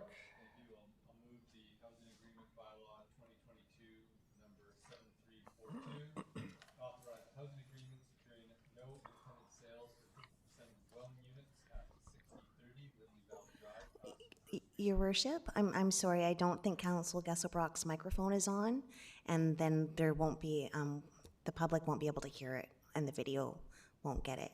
Sorry. Love to read it again. And we'd love to hear you, Councillor Gesselbrock. I would like to move that housing agreement, bylaw 2022, number 7342, authorize a housing agreement securing no independent sales for 50% of the dwelling units at 6030 Lindley Valley Drive, pass first reading. Thank you very much. Seconded, Councillor Thorpe. Any discussion? Councillor Bonner? Thank you, Worship, and through you to staff, if I may. I was reading through this, and it seems a bit of a weird one, because was there any indication by the developer that they were planning on selling things, or was this always going to be a rental apartment complex? Mr. Holm? That might be a better question to the delegation, but it's something that can change over the life of a building if a building is stratified and then sold, potentially rented during a limited period and then sold potentially as strata units later. BC, there are other programs in place through BC Housing and CMHC that achieve similar objectives, retaining units within the rental pool for a certain period, and then sometimes developers will choose to stratify those units and then have options potentially later on after that period's expired to put the units on the market as condos.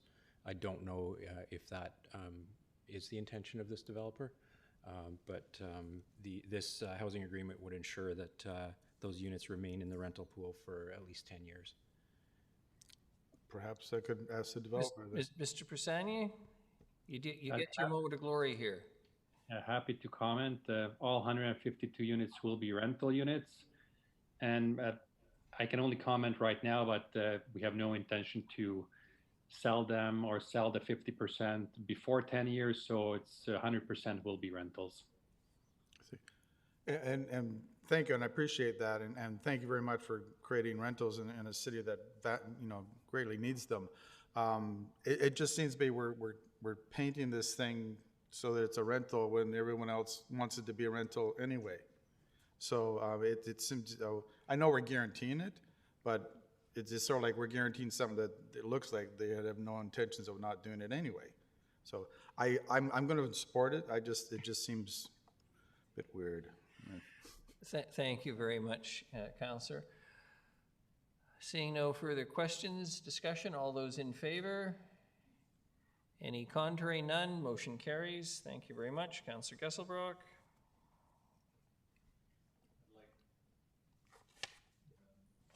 Move housing agreement bylaw number 2022, number 7342, pass second reading. Seconded, Councillor Thorpe. Any discussion? Seeing none, all those in favor? Any opposed? None. Motion carries. Councillor Gesselbrock. Move that housing agreement bylaw 2022, number 7342, pass third reading, and council direct staff to register a covenant to reinforce the terms of the housing agreement. And we can take those together, Ms. Gurry. Thank you very much. Seconded Councillor Thorpe. All those in favor? Any opposed? None. Motion carries. Thank you very much. Mr. Pisani, thank you very much for being so patient tonight. We'll get you all just in time for the news at 10 o'clock. Thank you. The next is Covenant Amendment Application Number CA 16 and Development Permit Application Number DP 1165-3789 and 3801 Shenton Road. And Mr. Holm, please. Great. Thank you, Your Worship. Again, this is one that Council will be somewhat familiar with. There was an information report received by Council February 7th introducing the concept of the Covenant Amendment application, identifying that staff would be proceeding with notification regarding the Covenant Amendment. As well, included in this report for consideration is a development permit for approval, and this is for property in the Diver Lake area, Shenton Road, between Jingle Pot and Kenworth Road. The property is a designated corridor within the OCP, and it's zoned corridor as well. The applicant's proposing a mixed-use development. Thank you for bringing the property up on the screen overhead. You can see the subject property outlined there overhead. Yeah, the applicant's proposing a mixed-use development consisting of 2 buildings, and if you could bring up the attachment D, site and parking plan, please. You can see it slowly coming together there on the screen for you. There's the site plan, and you can see the parking component in the middle, and there's a small inset showing the building elevations, and if you could bring up attachment E, it'll show you a larger version of the building elevations. There you go. Thank you very much. So what's proposed is 2 buildings on the properties, 2 titles actually, and the west building at 3801 Shenton will consist of 15 residential units, including 2 live-work units, and the east building at 3789 Shenton will consist of a medical/dental office with 3 residential units above. These are of a contemporary design, and they provide quite a strong presence on Shenton Road, and provide a significant component of parking is provided underground or under building. I'll touch on that in a minute. Variance is requested to increase the maximum allowable building height from 18 meters to 20.15 meters for the building at 3801 Shenton. And actually, if you could bring up attachment F, that would be helpful, please. Show you the perspective view of these proposed buildings. And there's also a request to vary the minimum front yard setback for an underground parking structure, which comes right up to the road from 1.8 to 0 meters. Of course, it's up against the road, but it's underground at that level. In relation to the variance request, the height variance, the lot is constrained by the setback from the lake as well. It's quite a narrow lot. The buildings have been consolidated into quite a small, relatively small footprint on the site, and significant amount of parking, over 75% of the parking provided under the building. So the actual coverage, lot coverage, is 18.5%. So they're only covering 18.5% of the lot, where 60% is supported by zoning. So they've gone with a bit taller building form and a smaller footprint to limit the impact on the watercourse there. And if you could bring up the landscape plan and details, attachment G, please, that would be helpful, and that'll show you how the building is sited on the lot and how it relates to the lake. So there's going to be significant, you can see the aquatic setback there. The buildings are outside of that, and there'll be significant replanting inside the aquatic setback. The design advisory panel accepted the development permit as presented, and with support for the variances as proposed. The proposed covenant amendment, I think this was touched on in the information report, but I'll just remind you that it's to amend the covenant to remove a requirement to consolidate the lots prior to issuance of the development permit. So that would happen in sequence here tonight, up for consideration, for council's consideration. And we highlighted previously too, and you can see here that the applicants demonstrated through concurrent development permit application that lot consolidation isn't necessary to achieve coherent development on the two parcels that relates well to each other. They have a shared parking and access arrangement there. Public notifications proceeded as per Council's covenant amendment application policy, and the proposal is consistent with development permit area design guidelines that apply. Staff support the proposed variances, and I do understand that Ms. Hayes is in attendance. There's a delegation in attendance, I believe, to answer questions if Council has, but I'm also available to do the same. Thank you. Thank you very much, Mr. Holm. A question for Mr. Holm, Councillor Hemmons? No questions. If I may, Donna Hayes is here. I appreciate her patience tonight, having been here as long as council and knowing something about her work habits, probably the longest day of anyone in the room. But if no one has questions for her, Councillor Hemmons? Thank you. I'll move the recommended motion. And a seconder, and Councillor Bonner. Any discussion? Councillor Hemmons? Thank you, Your Worship. I'll just very briefly say that I'm excited to see residential in this corridor. I think it's a unique feature, and I think it's, yeah, it's a great thing to see. Thank you very much. No further speakers. All those in favor? Any opposed? None. Motion carries. Thank you very much. Thank you, Ms. Hayes, for your attendance. The next is development permit application number DP 1186-5320 Tanya Drive. Mr. Holm again. Right, thank you, Your Worship. And if you could bring up the context map overhead, attachment B, that would be helpful, just to identify the property there in red and hatched on the overhead. So this is a property on Tanya Drive, 5320 Tanya Drive, and this is a subject of a development permit application. And if you could please bring up attachment D, the site plan and parking, just to show you how they've approached the site planning.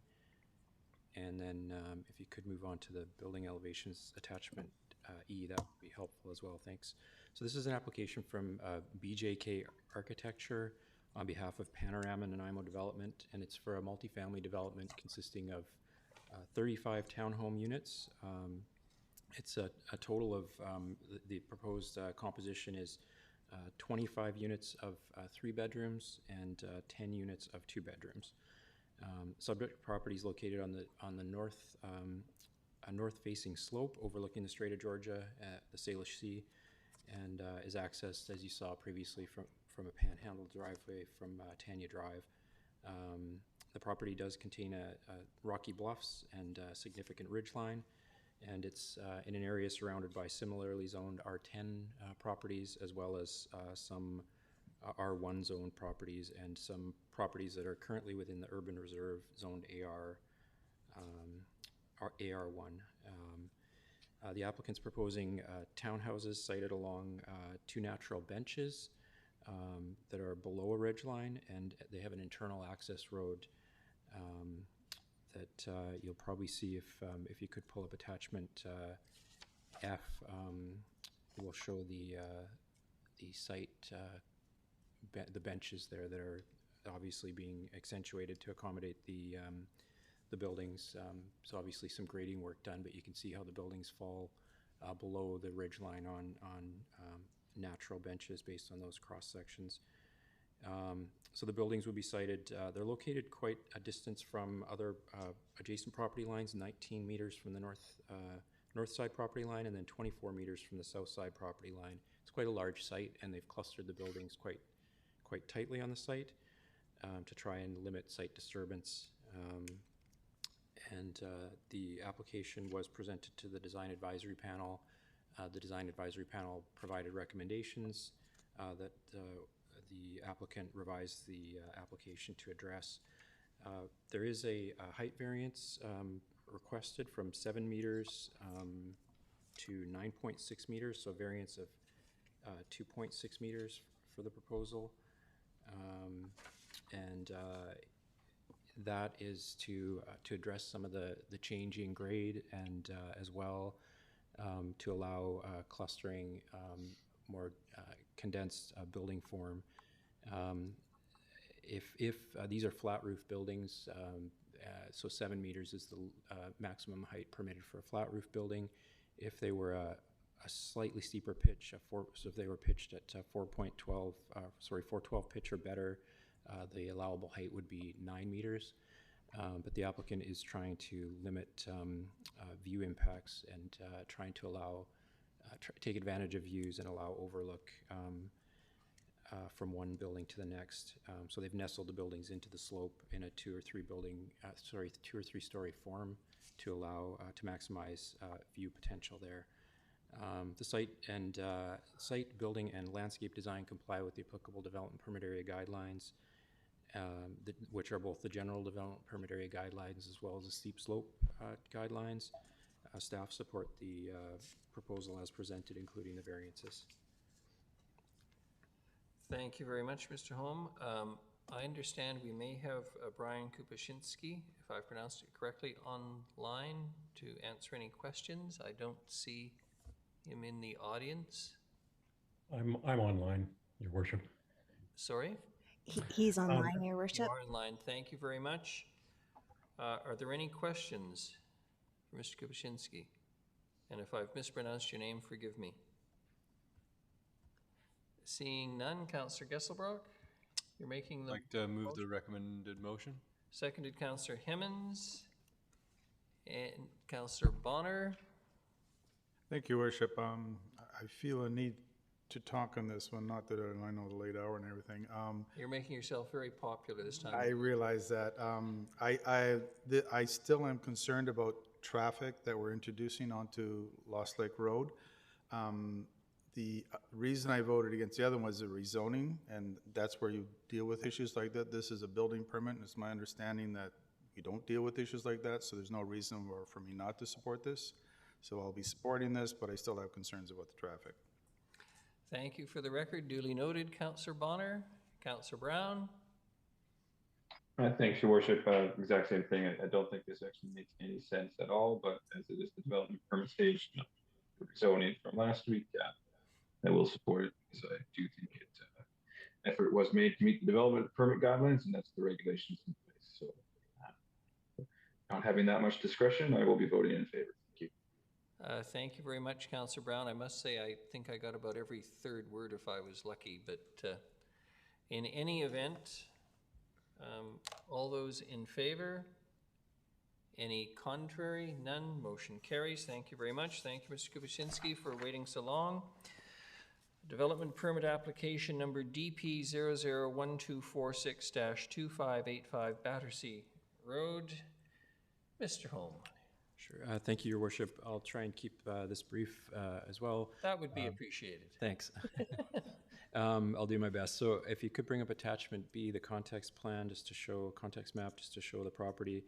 So effectively, this is a request development permit with variance. You can see, I'm sure you can see it highlighted on the property overhead. If you could bring up the site survey, please, attachment D, and then maybe just cycle through E and F and G, just to give some context. Thank you. There you go. There's the existing site conditions. So the request is to vary the setback to the natural boundary to the sea. There's what's under construction there now, from 15 to 8.5 meters in order to allow an existing retaining wall and stairs that are under construction on the property to remain. There's the restoration planting plan that's proposed to be put into the area that's encroaching within the setback. There's a house under construction on the property, and it does occupy the works in front of the house occupy the space within the 15-meter setback. The house is entirely outside of the 15-meter setback. The applicant has provided recommended planting measures based on a qualified environmental professional recommendation reviewing the development permit area guidelines. Currently, there are no significant, there's no significant habitat value in the foreshore area, and the proposed plantings would increase the potential for habitat value for insects and birds and the like for foraging opportunities. Given that there's the existing and proposed site improvements, given there is no existing value, habitat value in the area, and the proposed site improvements will improve the habitat value to a historically highly impacted area adjacent to Battersea Road. It is recommended, staff recommend support for the variances. I'm happy to take any questions. Thank you. Thank you very much, Mr. Holm. Someone care to move the recommended motion? Councillor Hemmond, seconded Councillor Armstrong. Any discussion? Having had Councillor Bonner. Thank you, Worship. I'm voting against this one. And the reason I'm voting against it is I think by allowing this variance, we're limiting our city's ability to deal with climate change and climate mitigation if and when it happens, because we're basically narrowing our area that the city can actually work into, basically the road. And in the event that we do build a walkway along the water there, and the sea rises, we're going to have very little area to move there, and so we're going to have to probably expropriate property, but it'll be really hard if the building stairs are right on the place we need. So that's why I'm voting against this, and I can't see if we do allow this, that everybody else on that road is going to want to extend into that area as well for their building as well. So thank you. Thank you very much, Councillor Hemmons. Thanks, Your Worship. Quickly, I'm not clear, were the stairs and the retaining wall built inside the setback recently, or are they there and we're allowing them to remain? Yeah, through Your Worship, to Councillor Hemmons' question. So there's a house undergoing significant renovation, construction on the property, and the cement, I guess the improvements there, the retaining walls were introduced as part of that. Previously, there was basically nothing in that area. So they built into the setback knowing it was the setback? And those works were, yeah, you can see what was there previously. It was effectively front yard area, but they didn't, so building permit was not required for the retaining walls that are being constructed or have been constructed on the property. So those weren't identified until later in the construction stage. It wasn't identified that they were encroaching into the setback until later in the construction stage. So the building itself meets the setback. It's the landscaping improvements in the front yard that don't. How did we not know that? Wouldn't the setback be set and we would know the measurements from the drawings? It wasn't identified until it was picked up on site when they were constructed. Okay, thank you. You're welcome. Mr. Holman, just to confirm, that's going to be a fountain in the front, is that correct, a water feature? That is correct. I took the time on the weekend with my wife to drive by and inspect the premises, and it's a grand-looking home, and I appreciate the concerns been raised by a couple of members of council, but I suspect for those who live in the area and walk, the water feature will be, in fact, an attraction to the area, which unfortunately might promote traffic on that rather narrow little road, but I suspect it's going to look quite impressive.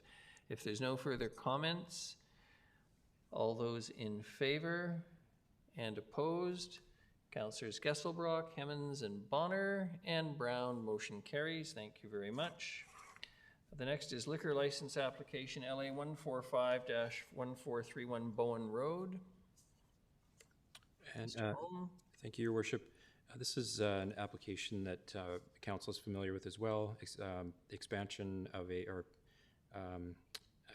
I guess transferring a temporary patio essentially at the Quarterway Pub to permanent status. As Council's aware, the province allowed through the pandemic temporary patio expansion to accommodate safe seating, and this establishment took advantage of that. They've made an application to make that a permanent, the temporary patio a permanent feature. Council endorsement to the Cannabis and Liquor Regulation branch is required as part of that process. Notification was undertaken for properties within 100 meters of the subject property, and 16 complete comment sheets in response were received. 15 respondents indicated support, and one was submitted in opposition. The application was referred to the RCMP as well as other city internal departments for review and comment. No concerns were raised, and the proposed permanent patio is not anticipated to negatively impact the community. It's been operating in a temporary capacity for some time now. Thank you. Thank you, Mr. Holm. Moved by Councillor Thorpe, seconded by Councillor Bonner. Any discussion on this? All those in favor? Any contrary? Seeing none, motion carries. Thank you. The next is 227 Prideaux Street, acceptance of project under revitalization tax exemption bylaw 2018, number 7261. Mr. Holm. It's Mr. Corson, Your Worship, and he's Oh, on. sorry, Mr. he's on. Corson. There you are. Thanks, Your Worship. Glad we've kept you up too. I was just having a little nap. I'm back up to it now. Yeah, so we have an application from Sackler Developments to do a 12-unit project at 227 Prideaux Street, which is just north of the RCMP on Prideaux, past the Community Services Building. The project's within our revitalization tax exemption area, and staff have been working with the owner to work through the agreement. Under this agreement, the owner needs to acquire the building permit before July of this year, and then they'll have until July 1st, 2024 to complete the project, and then it'll be within the 10-year tax exemption. So happy to answer any questions you have. Thank you very much, Mr. Corson. I am looking around. I'm not seeing any questions. Someone make the motion. Councillor Hemmons, seconded Councillor Martman. All those in favor? Any opposed? None. Motion carries. The next is 507 Milton Street. Your Worship, I just need Councillor Brown to confirm whether he's in favor or opposed. In favor? Opposed. Opposed? Opposed. Opposed. Thank you. Carries 8-1. Next is 507 Milton Street, amendment of project under the revitalization tax exemption bylaw. Mr. Corson again, please. Thanks, Your Worship. The developer is currently building a 27-unit multifamily project at 507 Milton, which is at the corner of Milton and Albert. Council's probably seen the development. The project itself was actually adopted by Council into the program in November of 2019. The developers had challenges meeting the completion date due to the COVID restrictions and supply chain issues. He was supposed to have the project open and have occupancy by July 1st. He's asked for an extension until the end of the year, which, based on the progress he's making on the project, we believe that that's a reasonable request. Thank you. Thank you very much. Any questions for Mr. Corson? Move the recommended motion. I'll move it, but I have a question. All right, you're moving it. Do we have a seconder? Seconded, Councillor Hemmons. Ask your question, please, Councillor. And I'm for the building, but I had to ask, where's the artwork going to go, and what's this artwork? I couldn't understand it. Mr. Corson. It's a train. It is a train, yeah. I know. 3 worship to Councillor Martman. Yes, I was looking at the DP itself. Mr. Holm probably has more information on it, but it appears to be through when you approved the development permit several years back. The public art was a train-like sculpture that we put in the corner. Thank you. Thank you very much, Councillor Martman. Any discussion? Seeing none. All those in favor? Any opposed? Councillor Brown is opposed. It's the only one I see. Thank you very much. Motion carries. On to bylaws now. Zoning Amendment Bylaw 2021, number 4500.184. Councillor Gesselbrock, please. I move that zoning amendment bylaw 2021, number 45. Sorry. I move that zoning amendment bylaw 2021 number 4500.184 to rezone the 95915 Metro Drive from single dwelling residential R1 to residential corridor Core 1 to allow a multifamily residential development be adopted. Seconded, Councillor Martman. All those in favor? Any contrary? None. Motion carries. The next is Financial Plan Amendment Bylaw 2022, number 7320.02. Councillor Gesselbrock. I move that the Financial Plan Amendment Bylaw 2022, number 7320.02, to amend the 2021-2025 financial plan be adopted. Seconded, Councillor Martman. All those in favor? Any contrary? None. Motion carries. The next is Official Community Plan Amendment Bylaw 2021, number 6500.044. Councillor Gesselbrock.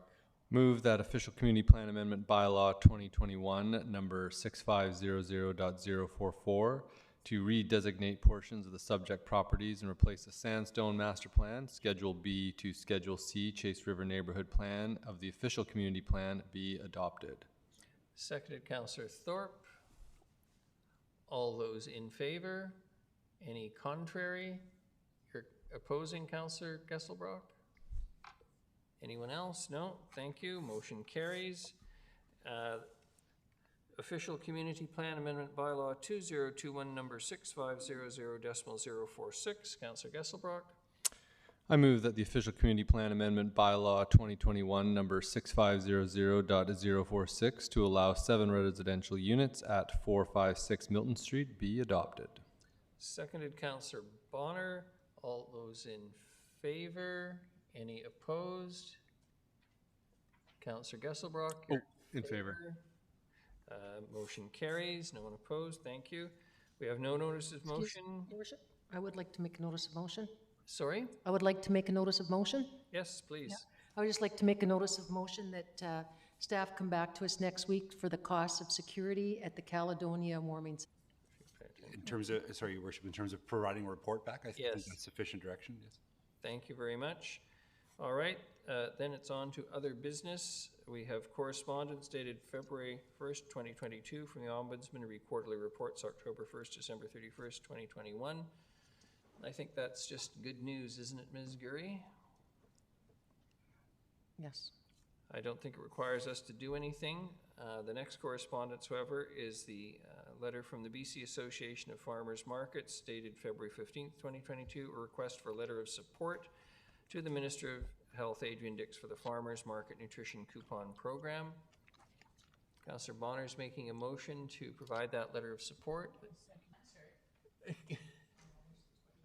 He's got to specify the question. I'm not a mind reader, but I appreciate he probably got tired, as did many tonight. Well, Councillor Martman, anything you'd like to say this time of night?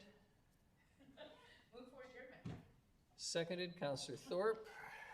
All those in favor? Motion carries. Thank you very much. Thank you, everyone, and particularly staff who've had a long day looking after council's interests and work. Appreciate it very much.